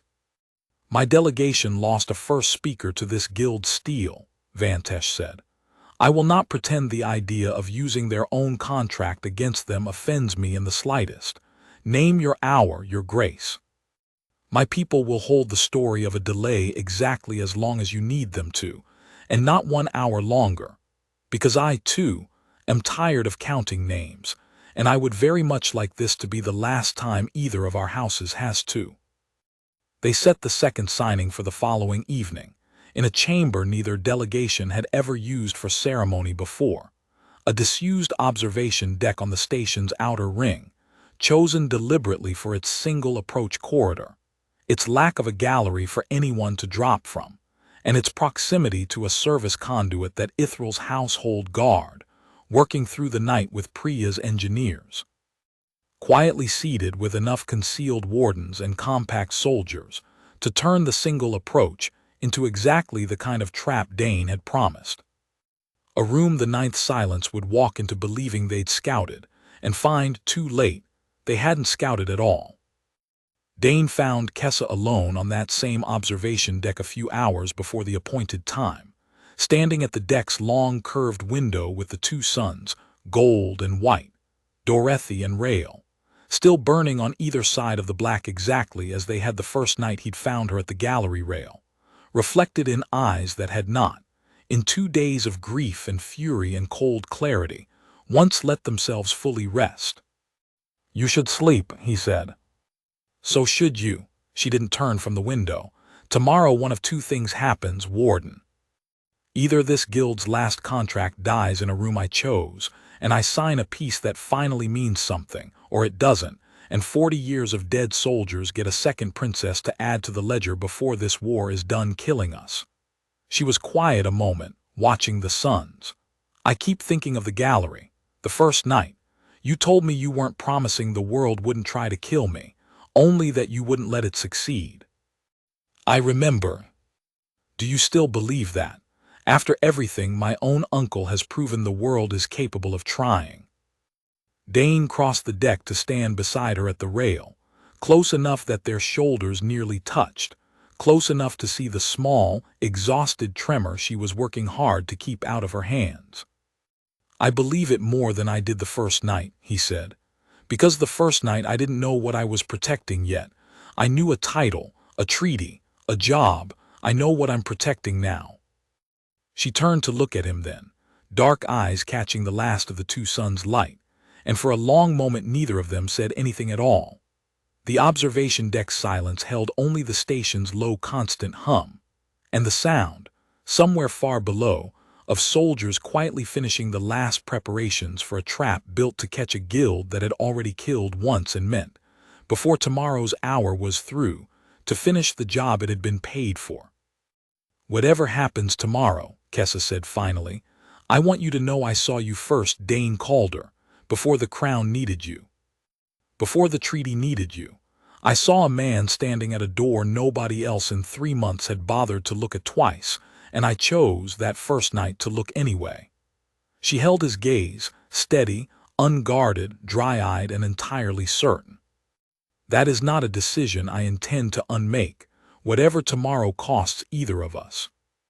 Then let's make sure tomorrow doesn't cost what it's trying to, Dane said, and for the first time since the ballroom, allowed himself the small, quiet luxury of reaching out and covering her hand where it rested on the cold rail with his own. Nothing more than that, no embrace. No promise spoken past what had already been said.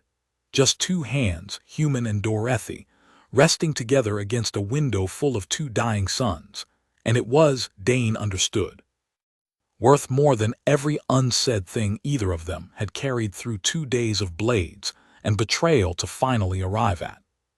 The observation deck filled slowly, in the hour before the appointed time, with a ceremony scaled down from the disaster of 2 days before. No gallery of watching delegates, no press drones, only Kessa and second speaker, Vantesh, at a small table set before the long curved window, the treaty scroll between them, and along the single approach corridor, hidden in service alcoves and behind false conduit panels that Ithral's engineers had spent the whole night constructing. 30 soldiers of the compact household guard and 6 Terran wardens under Priya's own command, waiting in a silence so complete that Dane, standing openly at Kessa's shoulder in the position the whole station now expected of him, could hear his own pulse in his ears. They came at the hour precisely, which told Dane something about Ninth Silence discipline even before the first shape appeared in the corridor's mouth. Not the chaotic, overwhelming rush of 5 assets in a sealed hall, but a slow, deliberate advance. 4 shapes this time, black-wrapped and masked, moving with the unhurried confidence of a team that had scouted this exact approach and found, on their last pass through it, nothing to suggest a trap. They found out otherwise a half-second later, when Ithral's voice cut through the observation deck's tense quiet with a single word, "Now." And 30 soldiers and 6 wardens broke from concealment at once, sealing the corridor's only exit behind the 4 shapes before any of them had finished processing that the room they'd scouted was no longer the room they'd walked into. The fight that followed was nothing like the desperate scramble in the signing hall 2 days before. This time, Dane thought, watching it unfold with the cold, clear focus of a man who had spent a sleepless night helping design exactly this outcome. This time it's their turn to be surprised. 3 of the 4 went down fast, overwhelmed by numbers in a corridor too narrow for their trained economy of motion to matter against 30 blades converging from both directions at once. But the 4th broke from the trap entirely, vaulting a service rail with a speed that told Dane, even before the mask turned toward the table where Kessa and Vantesh sat frozen mid-ceremony, that this one hadn't been sent to fight through the corridor at all. This one had been sent to finish the contract regardless of what happened to the rest of the team, a dedicated asset with a single objective, and it came off the rail already reaching for a blade at its hip, with the calm, unhurried certainty of someone who had trained its whole life for exactly one kind of moment, and had finally, after 2 days of failure, arrived at it. Dane was already moving. He cleared the distance between his post at Kessa's shoulder and the vaulting shape in 3 strides, close enough to put his own body between the blade and the table a half-second before it would have found its mark, and felt the strike land not deep, the angle wrong for a killing wound, but a hot searing line across his ribs that told him, even through the adrenaline flooding everything else into silence, that he'd been cut, and cut badly enough to matter. He didn't go down.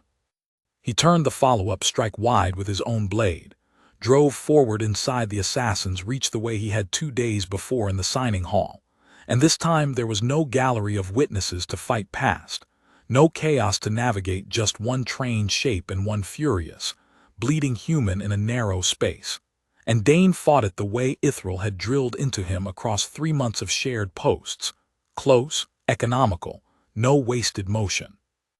Until the assassin made the single mistake that a cornered asset makes when the fight has already gone longer than its training accounted for, a strike aimed a half-second too early, committed a half-inch too far, and Dane's blade found the gap it opened and ended the contract that had been chasing Kessa across 2 days and 2 attempts. The mask cracked against the deck plate as the shape fell, and this time, for the first time, it didn't discharge a fail-safe collar before Ithral could reach it. This asset, whoever had sent it, had apparently been trusted with information the young decoy in the maintenance corridor hadn't, and Ithral pulled the cracked mask fully away to reveal not a young Dorothy face this time, but something Dane hadn't expected at all.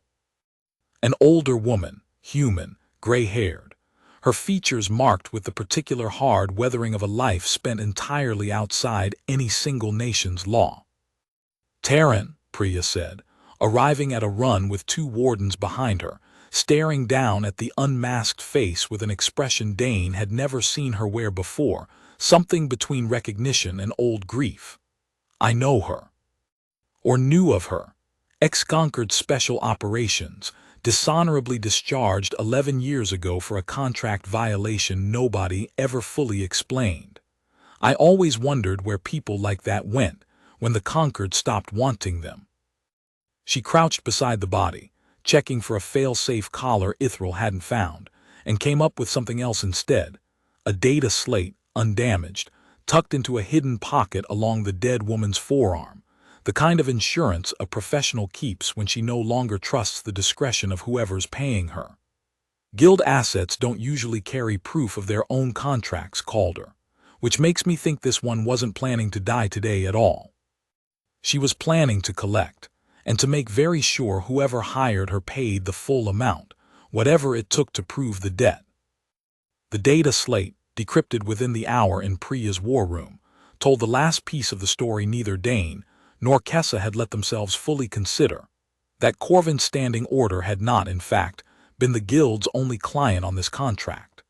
A second payment, routed through the same relay chain, traced to a compact noble house Dane didn't recognize, but Kessa did the moment the name scrolled across the display, her face going very still and very pale. "House Threll," she said quietly. "Lord Threll's own family, the man from the ballroom." She looked up at Dane, something raw moving behind the composed mask she'd been holding since the corridor. "My uncle hired the first 4 assets to kill the peace. House Threll paid for a 5th quietly, alongside his contract, to make certain that if the peace survived my uncle's plan after all, it wouldn't survive a second attempt." She set the slate down, hands not quite steady. "It was never one conspiracy, Warden. It was 2, feeding off each other, each one certain the other would take the blame if it failed." "It's over now," Dane said, "both of them." "Is it?" Kessa's dark eyes came up, exhausted and fierce at once. "Or is it simply the last contract this particular guild had already been paid for, and the next hardliner with money and patience is already drafting the next one?" It was Ithral who answered, standing at the war room's threshold with a fresh dressing on his forearm, and something steadier in his bearing than Dane had seen in 3 months of shared posts.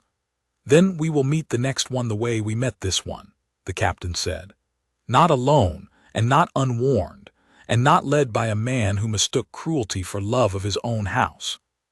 You have a captain who has finally stopped pretending 11 years of doubt was loyalty, your grace, and you have a warden who has proven, twice now, in front of witnesses who will not forget it, that he is worth 10 of any lord this court has ever produced."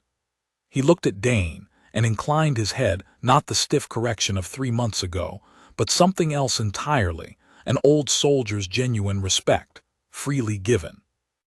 "I told you once you might be the first person on this roster actually here to protect her. I withdraw the qualifier, Warden Calder. You are the best I have ever stood a post beside, human or otherwise, and I will say so to any lord in this compact fool enough to ask me differently." Dane's ribs burned under the field dressing Priya's medic had wrapped tight an hour before, and he was aware, distantly, of blood loss starting to pull at the edges of his focus, but none of it mattered as much in that moment as the quiet, steady weight of Ithral's words, or the way Kessa was watching him say them, not with the careful gratitude of a princess toward hired protection, but with something that had finally stopped guarding itself at all. "The signing," she said. "Vantesh is still waiting on that observation deck, Warden, with a scroll unsigned, and a corridor full of blood that needs cleaning before the ceremony can finish what 4 assassins and 2 conspiracies tried to stop." She stood, steadying herself against the war room table for one visible moment before her composure reasserted itself, an old habit reasserting old armor. "I did not survive 2 attempts on my own life to let a 3rd opportunity pass because the room needs mopping. Get me back to that deck, Captain. And get this man," she added, glancing at Dane's dressing with an expression that mixed real concern with real pride in equal measure. "A proper field medic before he bleeds through Priya's handiwork standing here being modest about it."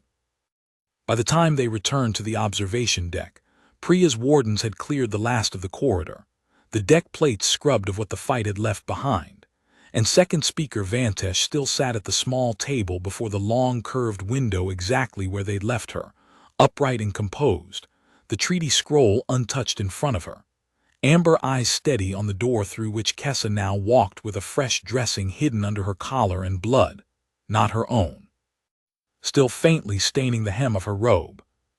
4 dead in your corridor, Vantesh said, rising, and a 5th data slate that names a second conspiracy alongside the first.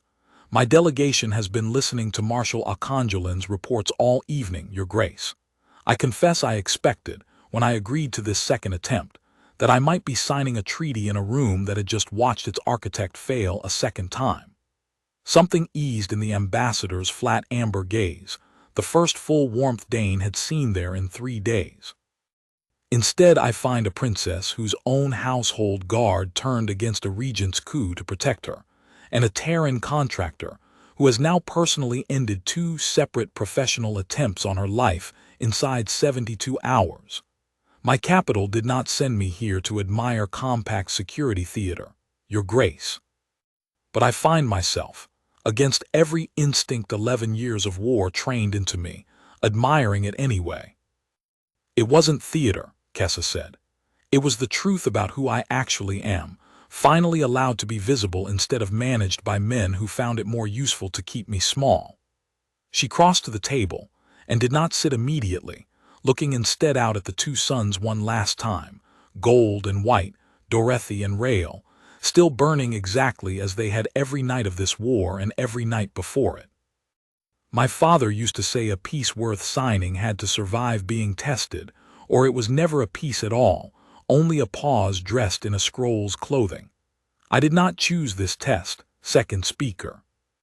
But I have passed it twice now, and I intend to sign this treaty tonight not as the princess my uncle called too soft to rule, and not as the frightened woman 2 guild contracts nearly succeeded in erasing, but as my father's daughter, finally standing where he meant her to stand.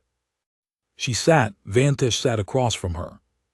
And this time, with 30 soldiers holding a corridor no longer sealed by ambush, but simply guarded, with Dane standing openly at her shoulder, in a position the whole station now understood without needing it explained, and with Ithral Vest standing at the deck's threshold with his blade sheathed, but his hand resting on it out of a habit 2 days of blood had carved permanently into him.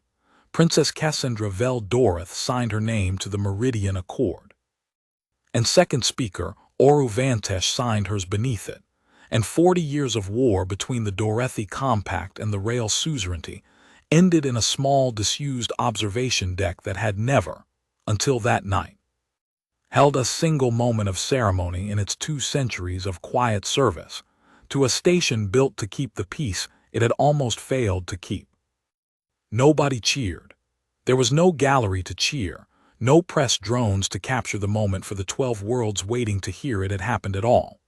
There was only the low hum of the station, the 2 suns burning steady in the black outside the long window, and Kessa setting down the pen with hands that, for the first time in 3 days, Dane watched go finally, completely still.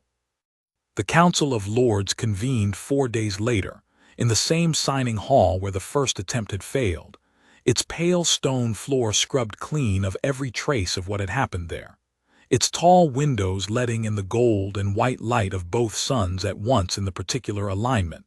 The station's engineers called, with characteristic dryness, the balanced hour.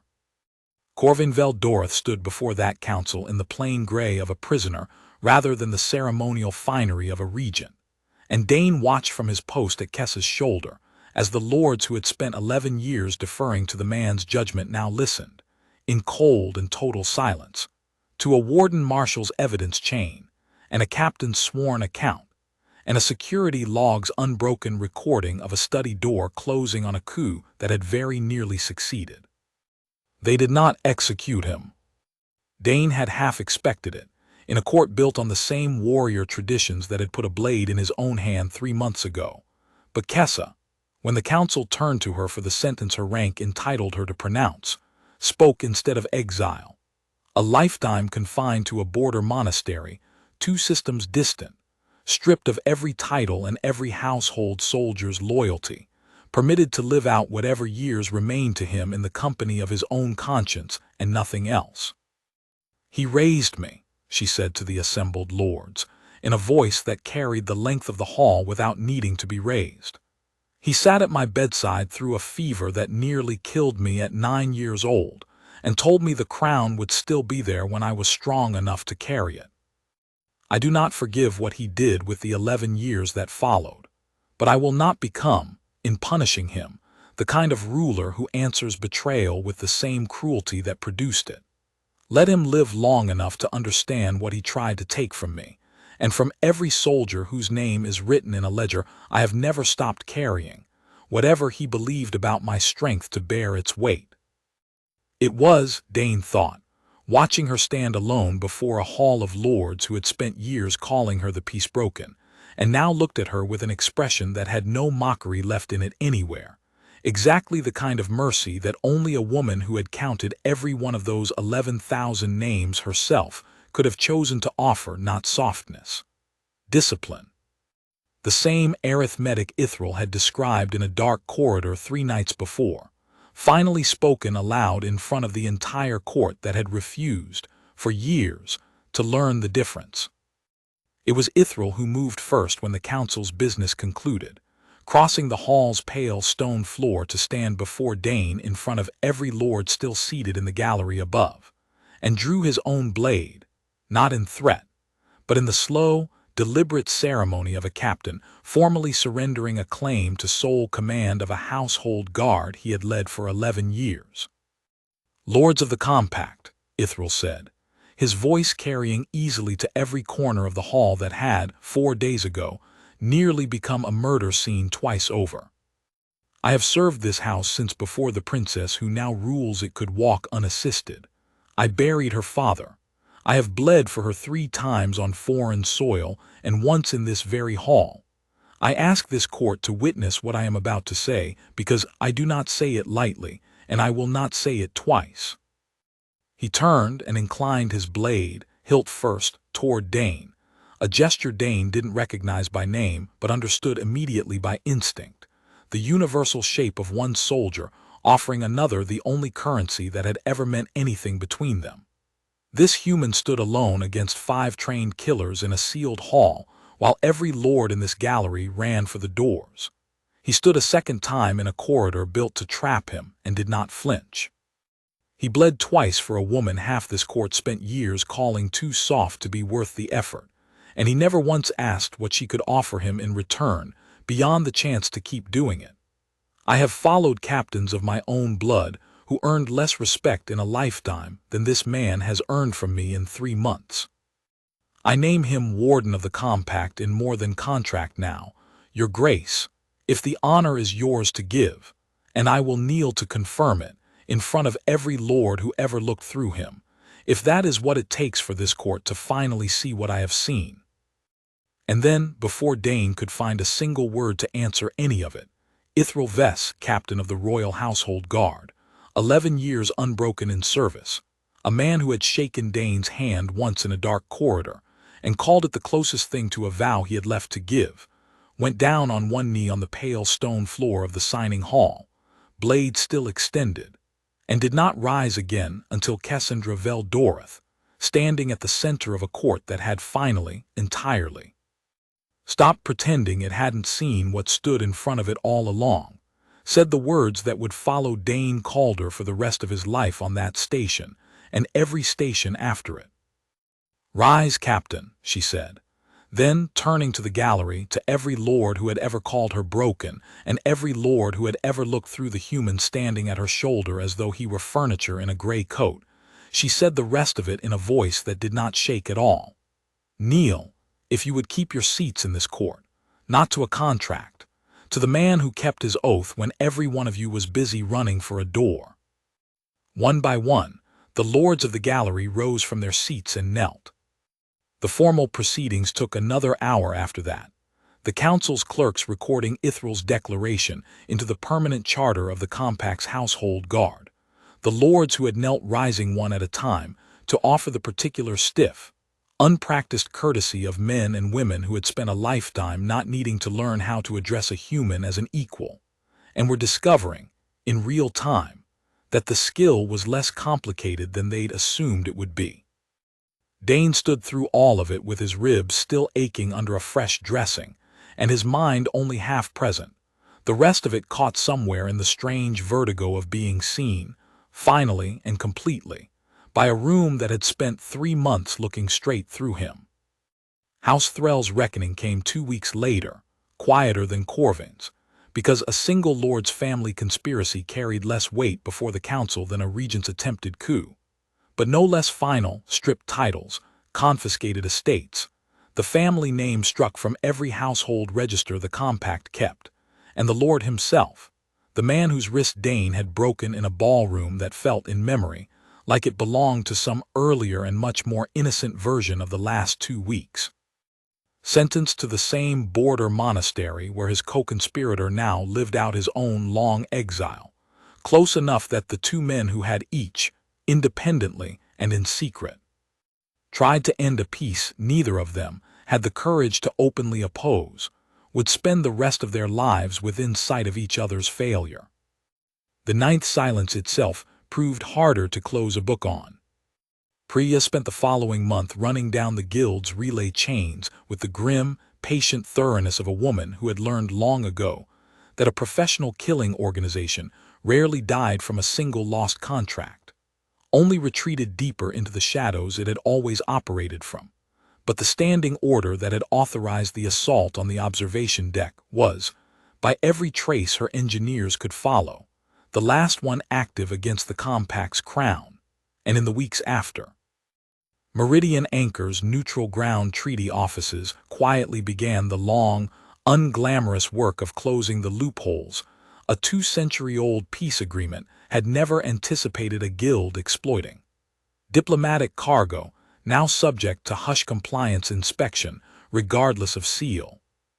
A standing joint security detail drawn from both compact and suzerainty forces, instead of trusting either delegation's household guard alone, and a small, permanent detachment of Terran wardens given, for the first time in the station's history, full authority to act on their own judgment rather than waiting for a noble's permission to intervene.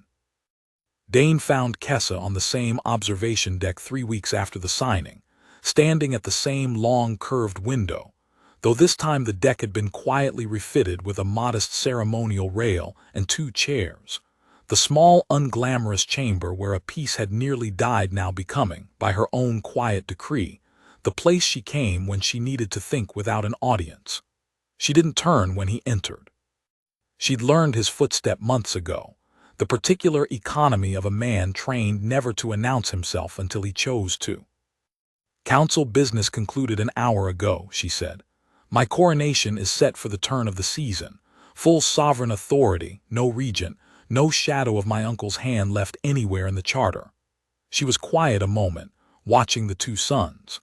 "I keep waiting to feel triumphant about it, Dane. Mostly I feel tired, in the particular way that comes from finally setting down a weight you'd stopped noticing you were carrying."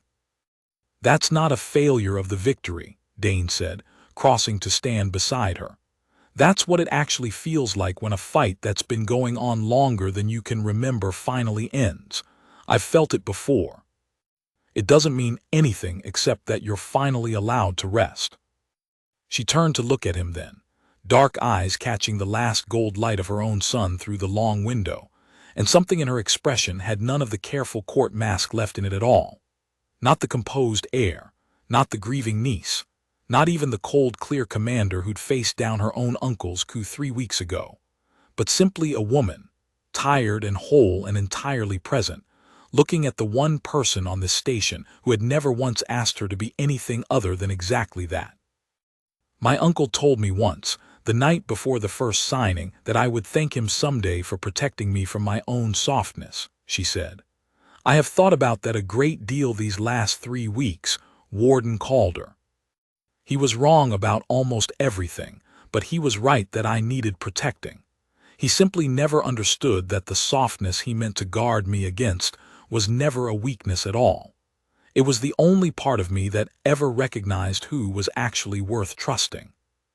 She reached out, and this time there was no careful court propriety governing the motion at all, just her hand finding his, fingers lacing through his own with the unhurried certainty of someone who had spent 3 months learning exactly how much weight this particular gesture could safely carry. I chose you the first night, in a hallway that smelled of floor wax and old ceremony, before I understood what choosing meant. I am choosing you again now, with the full weight of a crown behind the choice, and I intend to keep choosing you every single day this peace holds, for as long as you'll allow a queen the privilege of choosing at all. You never needed my permission for that, Dane said. You never needed anyone's permission for anything, Kessa. You only needed a room that would finally let you prove it. You gave me that room, she said. In a hallway, with a knife on the floor and a wine glass I somehow never spilled. I gave you a witness, Dane said. You did the rest yourself. Something in her face broke open then, not into tears still, some old discipline in her too deeply carved to fully surrender even now, but into a smile so unguarded and so entirely without performance that Dane understood, watching it, that this was the first time in 3 months he'd actually seen the whole of her at once. Princess and soldier and grieving daughter and furious survivor, all finally standing in the same room without needing to hide any part of it from the others.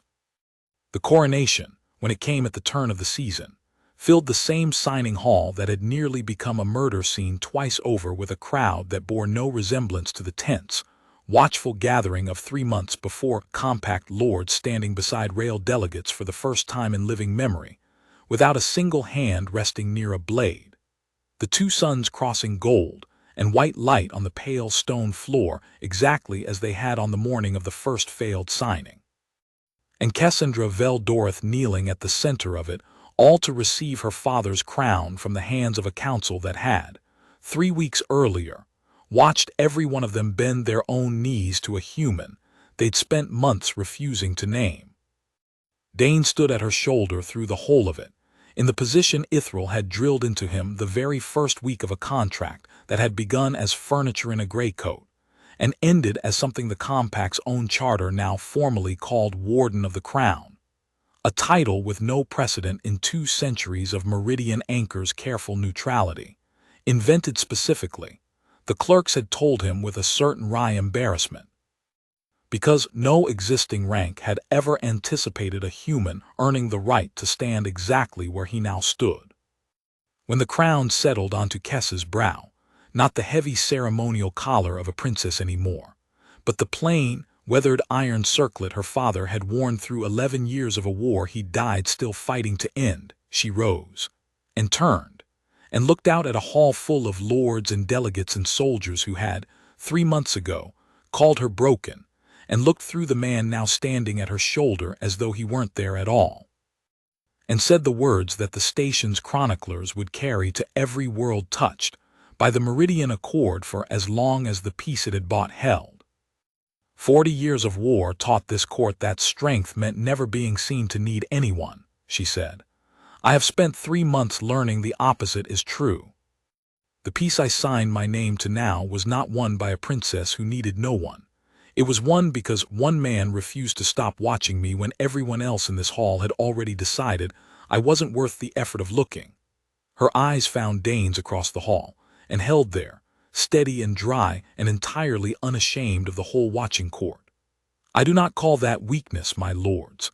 I call it the only kind of strength that has ever actually mattered. Let this reign begin the way this peace began, with someone finally willing to see what was standing in front of them all along. The banquet that followed the coronation ran long into the station's simulated night, gold light spilling from every window of the great hall onto a promenade crowded with delegates from a dozen worlds who had come, ostensibly, to honor a new queen's ascension, and had stayed, Dane suspected, mostly to see for themselves whether the stories already spreading through the diplomatic channels. A human warden who had cut down 5 guild assassins in 3 months. A princess who had faced down her own uncle's coup, and named the man who saved her twice over Warden of the Crown, carried any truth at all. or whether distance and rumor had simply inflated an ordinary security contract into something the whole quadrant now wanted to believe in. He answered their questions all evening, or tried to. Standing at the edge of the great hall in a formal gray coat, Priya had insisted he wear instead of his field kit, fielding the careful, probing curiosity of nobles who 3 months ago would not have crossed a room to acknowledge his existence, and now seemed unable to stop finding reasons to. A suzerainty trade minister asked, with genuine and slightly uncomfortable interest, whether the Terran conquered intended to expand its warden contracts to other neutral ground stations along the border, now that Meridian Anchor's own experience had proven the value of the arrangement so publicly.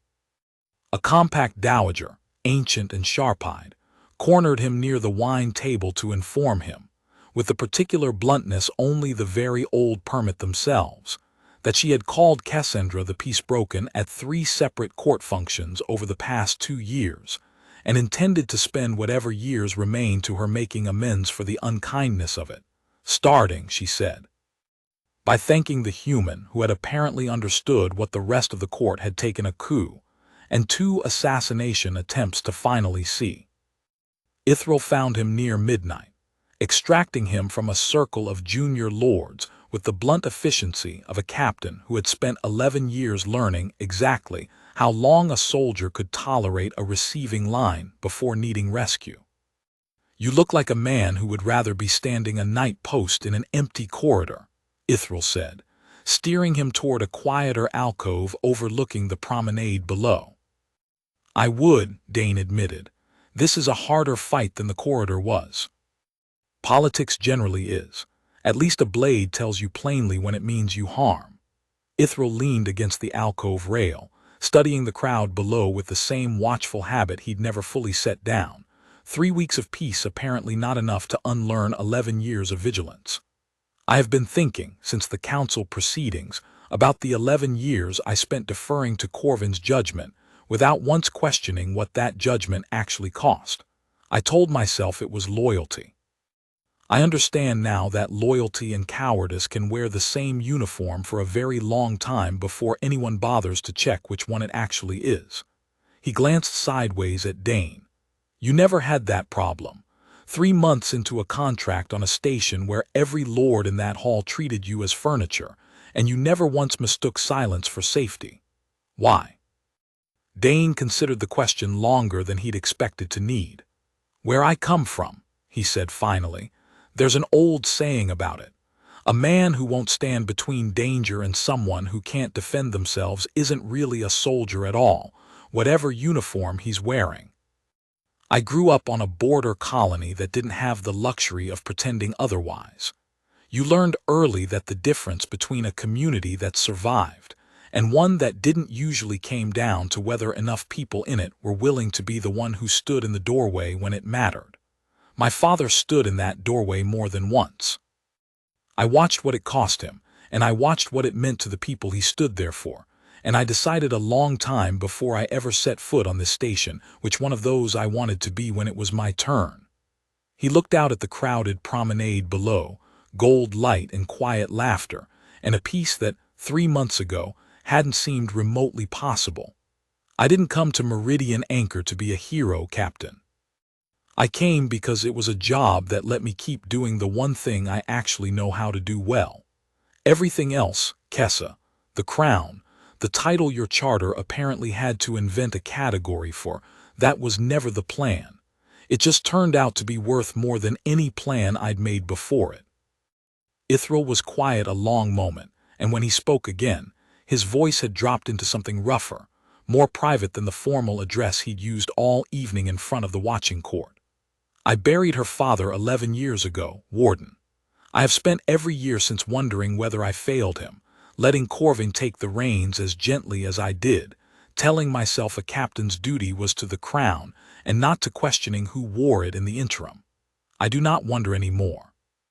I know exactly what I would have done differently if I'd had the courage 3 months ago that a hired human contractor apparently walked onto this station already carrying." He straightened, and offered his hand, the same grip from the dark corridor 3 weeks before, hard, held a half-second longer than strictly necessary. Her father would have liked you, Dane Calder. I did not know him well enough in his final years to say that lightly. I say it because I mean it, and because I do not think I will get many more chances to say it before this whole court decides. You've become too important a man to hear it plainly from an old soldier who almost failed you both. You didn't fail either of us, Dane said. You turned 6 blades in a study doorway when it actually mattered. That's not a small thing, Captain. No, Ithral agreed, something easing in his scarred face for the first time all evening. I suppose it isn't. They stood together at the alcove rail a while longer, watching the banquet below without needing to speak. And it was there, in that quiet stretch of comfortable silence between two men who had bled beside each other twice in 3 weeks, that Kessa found them both, crowned now, robed in the deep formal blue of a reigning sovereign instead of an heir's ceremonial collar, and looking, Dane thought, both entirely regal and entirely exhausted in exactly the combination that suited her best. My lords are asking where their new queen has gone, she said, joining them at the rail with a tiredness she no longer bothered hiding from either man.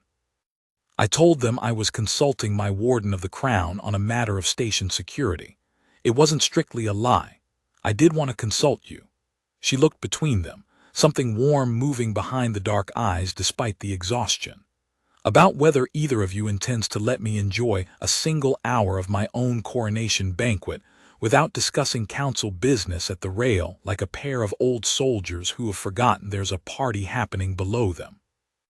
Old habits, Ithral said, bowing with a formality that had, over 3 weeks, acquired a genuine warmth it had never carried toward Corvin. I'll return to the hall, Your Grace, and remind the lords their queen is merely resting her feet, not plotting a second treaty behind their backs. He inclined his head to Dane as he passed, a small private gesture that needed no witnesses to carry its full weight, and left them alone at the rail with the promenade's gold light and quiet laughter drifting up from below. He told you about my father, Kessa said, once Ithral's footsteps had faded down the corridor. A little. He does that when he's decided someone has earned the story. She leaned against the rail beside him, close enough that her shoulder found his without either of them making a particular effort of it. I have spent 3 weeks being congratulated by lords who spent years calling me broken Dane. It is a strange thing, being seen so suddenly by people who spent so long refusing to look. I find I trust it less than I trust the 2 people in this entire hall who saw me before there was a crown or a coup or a dead first speaker to make the seeing convenient. You mean Ithral? I mean Ithral, she agreed. And I mean you, though I notice you're waiting for me to say it instead of simply accepting that I mean it. Something dry and warm moved at the corner of her mouth. You are a very careful man, Warden Calder, even now. Even after everything. Careful's kept us both alive this long. Careful, she said, has also kept you standing exactly 1 respectful pace behind my shoulder at every public function for 3 months, when I would very much like, at least once, in front of a hall full of lords who have finally learned to see you clearly, for you to stand beside me instead. She held out her hand, not the small private gesture of the observation deck 3 weeks earlier, but something offered openly, deliberately, in full view of the crowded promenade below. Come back to the banquet with me, not as my warden standing guard at a respectful distance. As the man I chose, in a hallway 3 months ago, before either of us understood what choosing was going to cost, or what it was going to give back in return. Dane looked at her outstretched hand a moment, and then at the crowded hall beyond the alcove, lords and delegates and soldiers who had spent 3 months looking through him and 3 weeks learning, slowly and imperfectly, to look at him instead, and understood that the last small guarded distance he'd been keeping, the careful pace behind the shoulder habit of a man who had spent his whole career being furniture in other people's important rooms, was a door he could choose, right now, to finally walk through. He took her hand. They stayed at the banquet another hour, long enough for the whispers to settle into something the whole hall had clearly already suspected, and simply hadn't dared say aloud, until a queen said it first by the plain fact of where she stood.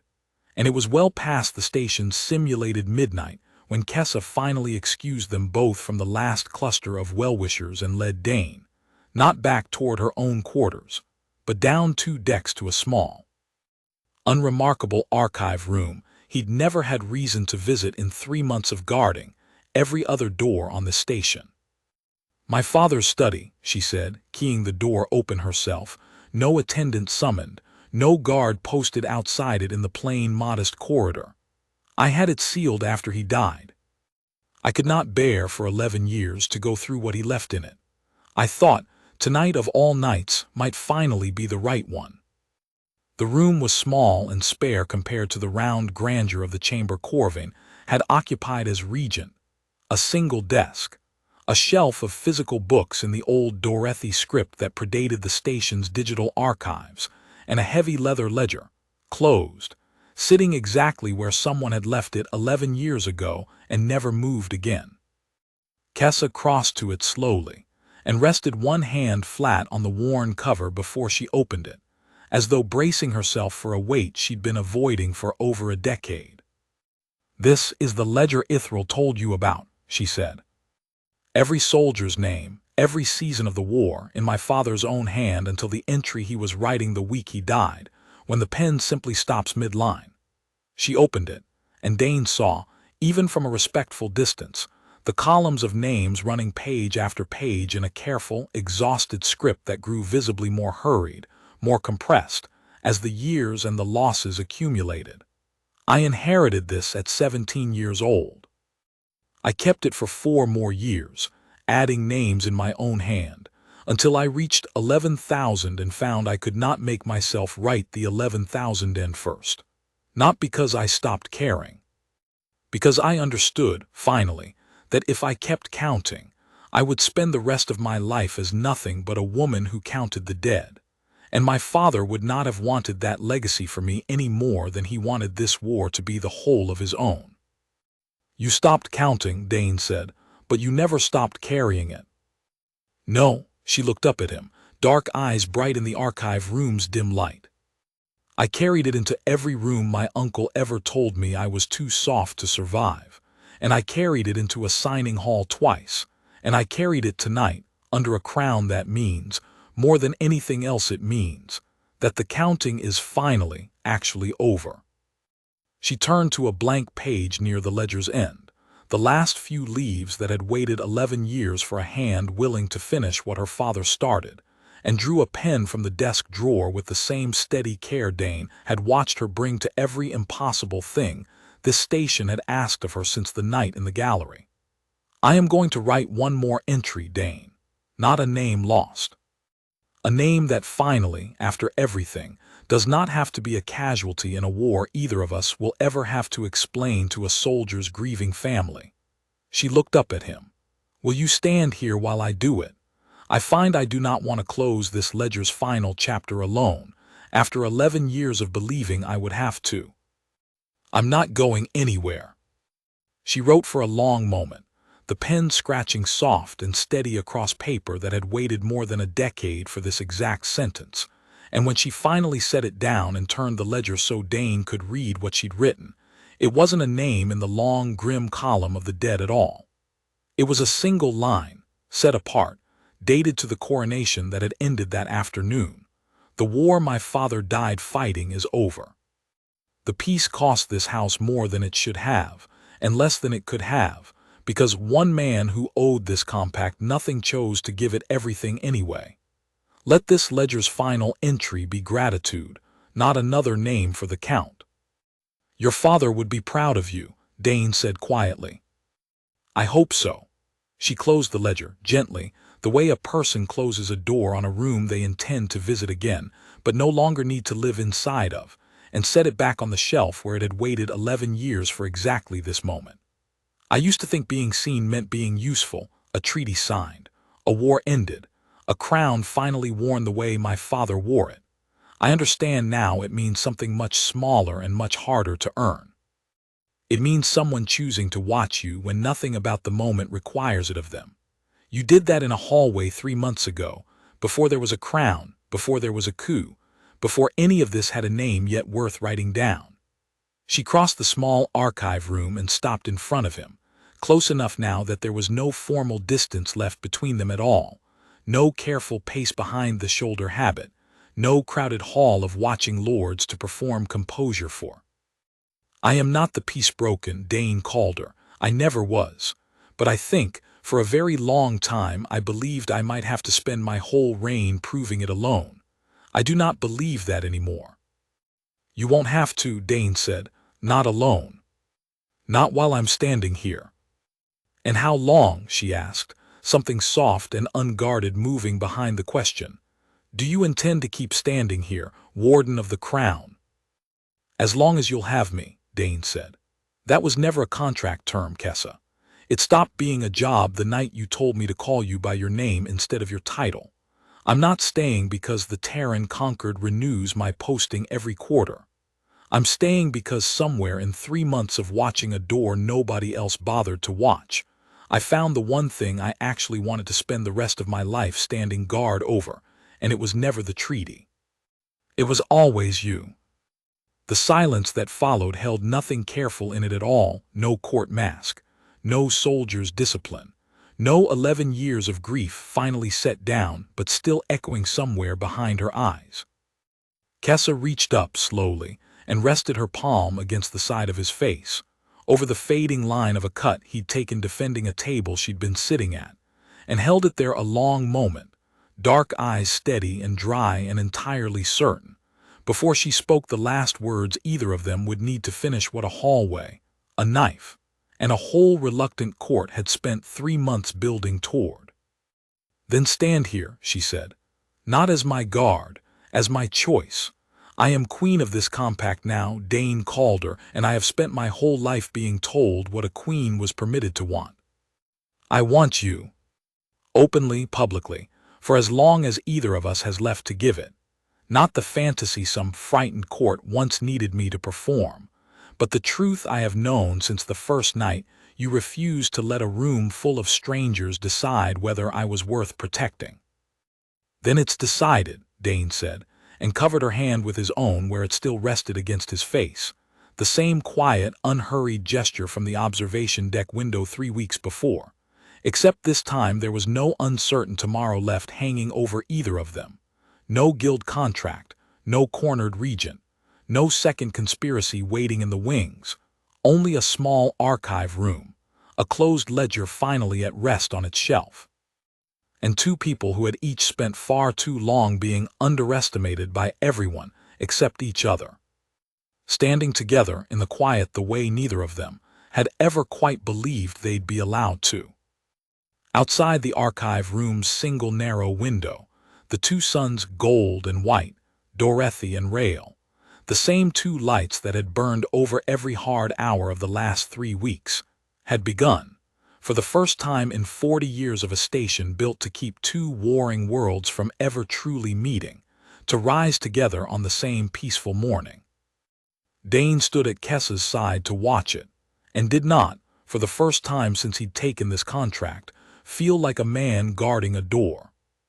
He felt simply and entirely like a man who had finally found the room he was always meant to stand in, not behind her, not in front of her, but beside her, exactly where a queen who had spent her whole life being told what she was allowed to want had finally, freely, chosen to keep him.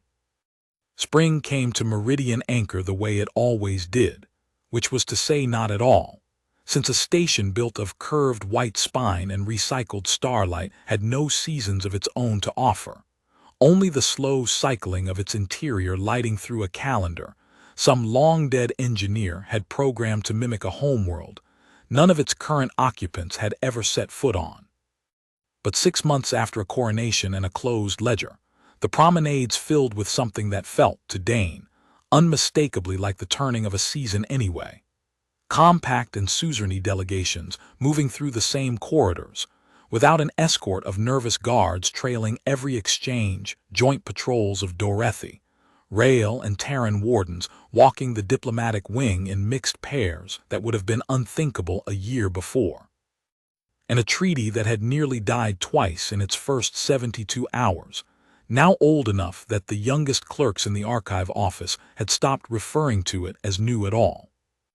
Ithral ran the joint security detail with the same blunt, exacting standards he'd once reserved for a single household guard, and Dane had watched, not without a certain private satisfaction, the way the old captain's drilling regimen had begun to fold Dorethi bladework and Terran close combat doctrine into something neither culture had produced entirely alone: new wardens, some human, some Dorethi. A few Rail volunteers whose own honor blade traditions turned out to translate better to hush zone combat than anyone had expected. All of them trained now in the same hard lessons a sealed hall and a maintenance corridor had once taught Dane the only way lessons like that were ever really learned. Corvin Vel Dorith's monastery sent quarterly reports to the Crown, as the Council's sentence required, and Kessa read each one in the quiet of her own study with an expression Dane had learned not to interrupt. Not forgiveness, not quite, but something adjacent to it, the particular weary grace of a woman who had chosen mercy over cruelty, and intended to keep choosing it even when the man who'd earned neither wrote, in his careful formal hand, that he prayed daily for a peace he still could not fully bring himself to believe was worth what it had cost his family's honor to oppose. She never answered the letters. She kept every one of them, filed beside her father's ledger, a second small archive of a war's last casualties that had survived instead of died. House Threll's exiled lord sent no letters at all. The Ninth Silence, for its part, had gone quiet along the whole of the border in the 6 months since, not disbanded, Priya's intelligence made clear, guilds like that one didn't simply cease to exist because a single contract failed, but quieter, more cautious. Its reputation for flawless, untraceable work dented badly enough by the story spreading through every neutral station between the two star nations that a new client, weighing whether to hire them against the very public fact that their last standing contract had ended with the target crowned and the client exiled, might reasonably think twice. It was not victory, exactly. Priya was careful never to call it that in her own briefings. But it was, she allowed, in the dry, understated way she allowed most things, a start. Dane still stood a post most days, though the shape of the duty had changed in ways that would have been unrecognizable to the man who'd caught a courtier's wrist in a ballroom a year of station time ago. He trained the new joint wardens 2 mornings a week, in a cleared cargo bay Ithral had converted for exactly that purpose, teaching a discipline built from 10,000 years of a species that had never learned to pretend violence was something you could out-evolve, to a new generation of guards who would, if the peace held the way everyone now dared to hope it would, spend most of their careers never needing to use it at all. He still walked the diplomatic wing at Kessa's shoulder, beside her now, not behind, a small correction the whole court had absorbed within weeks of the coronation banquet without anyone needing to formally announce why. And he still counted exits without meaning to, in every room he entered, an old habit that Kessa had told him once, with real affection, she hoped he never fully lost. Because a queen who had survived 2 assassination attempts in her first week on the throne had come to find a certain comfort in loving a man who never quite stopped watching the doors. They were married in the small archive room where the ledger still sat closed on its shelf, not the great signing hall, not a state ceremony broadcast to a dozen worlds, but a quiet gathering of the few people who had actually earned a place in that room. Ithral, standing witness in the deep blue of House Vel Dorith's colors, with an expression that mixed a soldier's stoic pride with something closer to a father's. Priya, arms crossed through the whole brief ceremony in a stance that fooled no one who'd watched her eyes go suspiciously bright the moment Kessa spoke her vows. Second speaker Vantesh, arrived from the suzerainty capital specifically for the occasion, her flat amber gaze softened, for once, into something unmistakably warm. There was no kiss performed for a watching crowd, No public spectacle the court's careful modesty would have found unseemly in a queen. Only two hands joined over a closed ledger. A short, plainly spoken vow that Dane had written himself in the same grounded, unadorned language he'd used the night he first told her the world could try whatever it wanted. And a quiet officiant's blessing that ended, fittingly, with the same word Kessa had used to describe the peace itself on the night it was finally signed. Witnessed. The first true test of the peace came 8 months into their marriage, when a border skirmish flared along a disputed mining corridor. Neither the compact nor the suzerainty had bothered to formally settle in the original accord. Old habits, old grievances.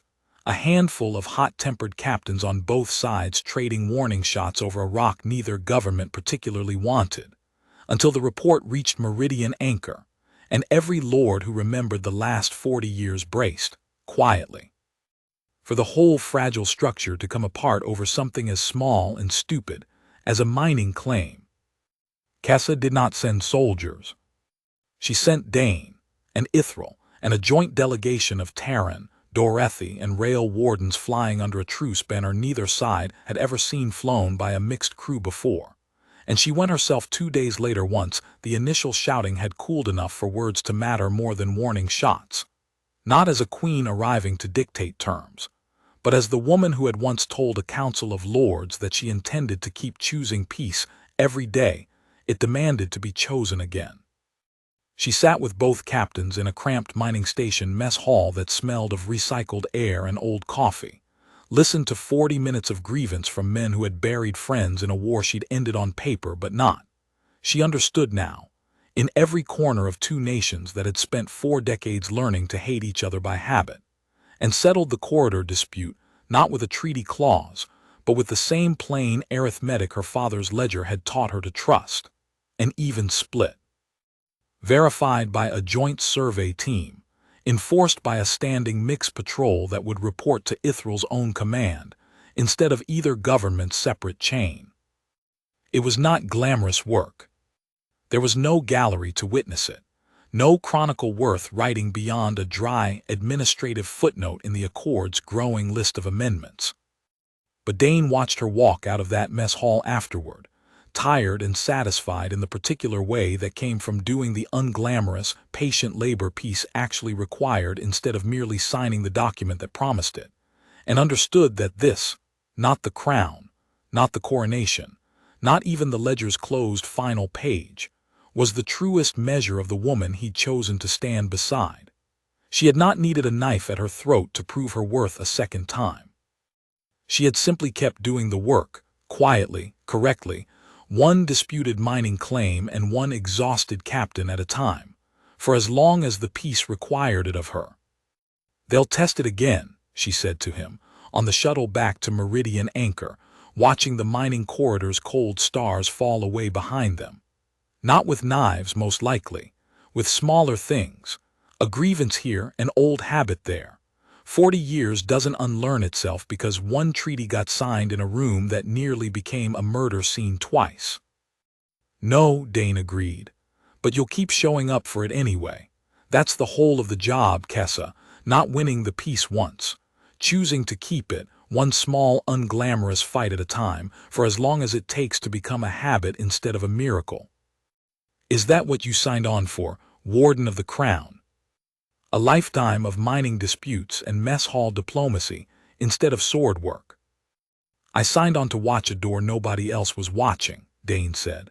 "Turns out most of what's worth guarding never needed a blade at all, just someone patient enough to keep showing up."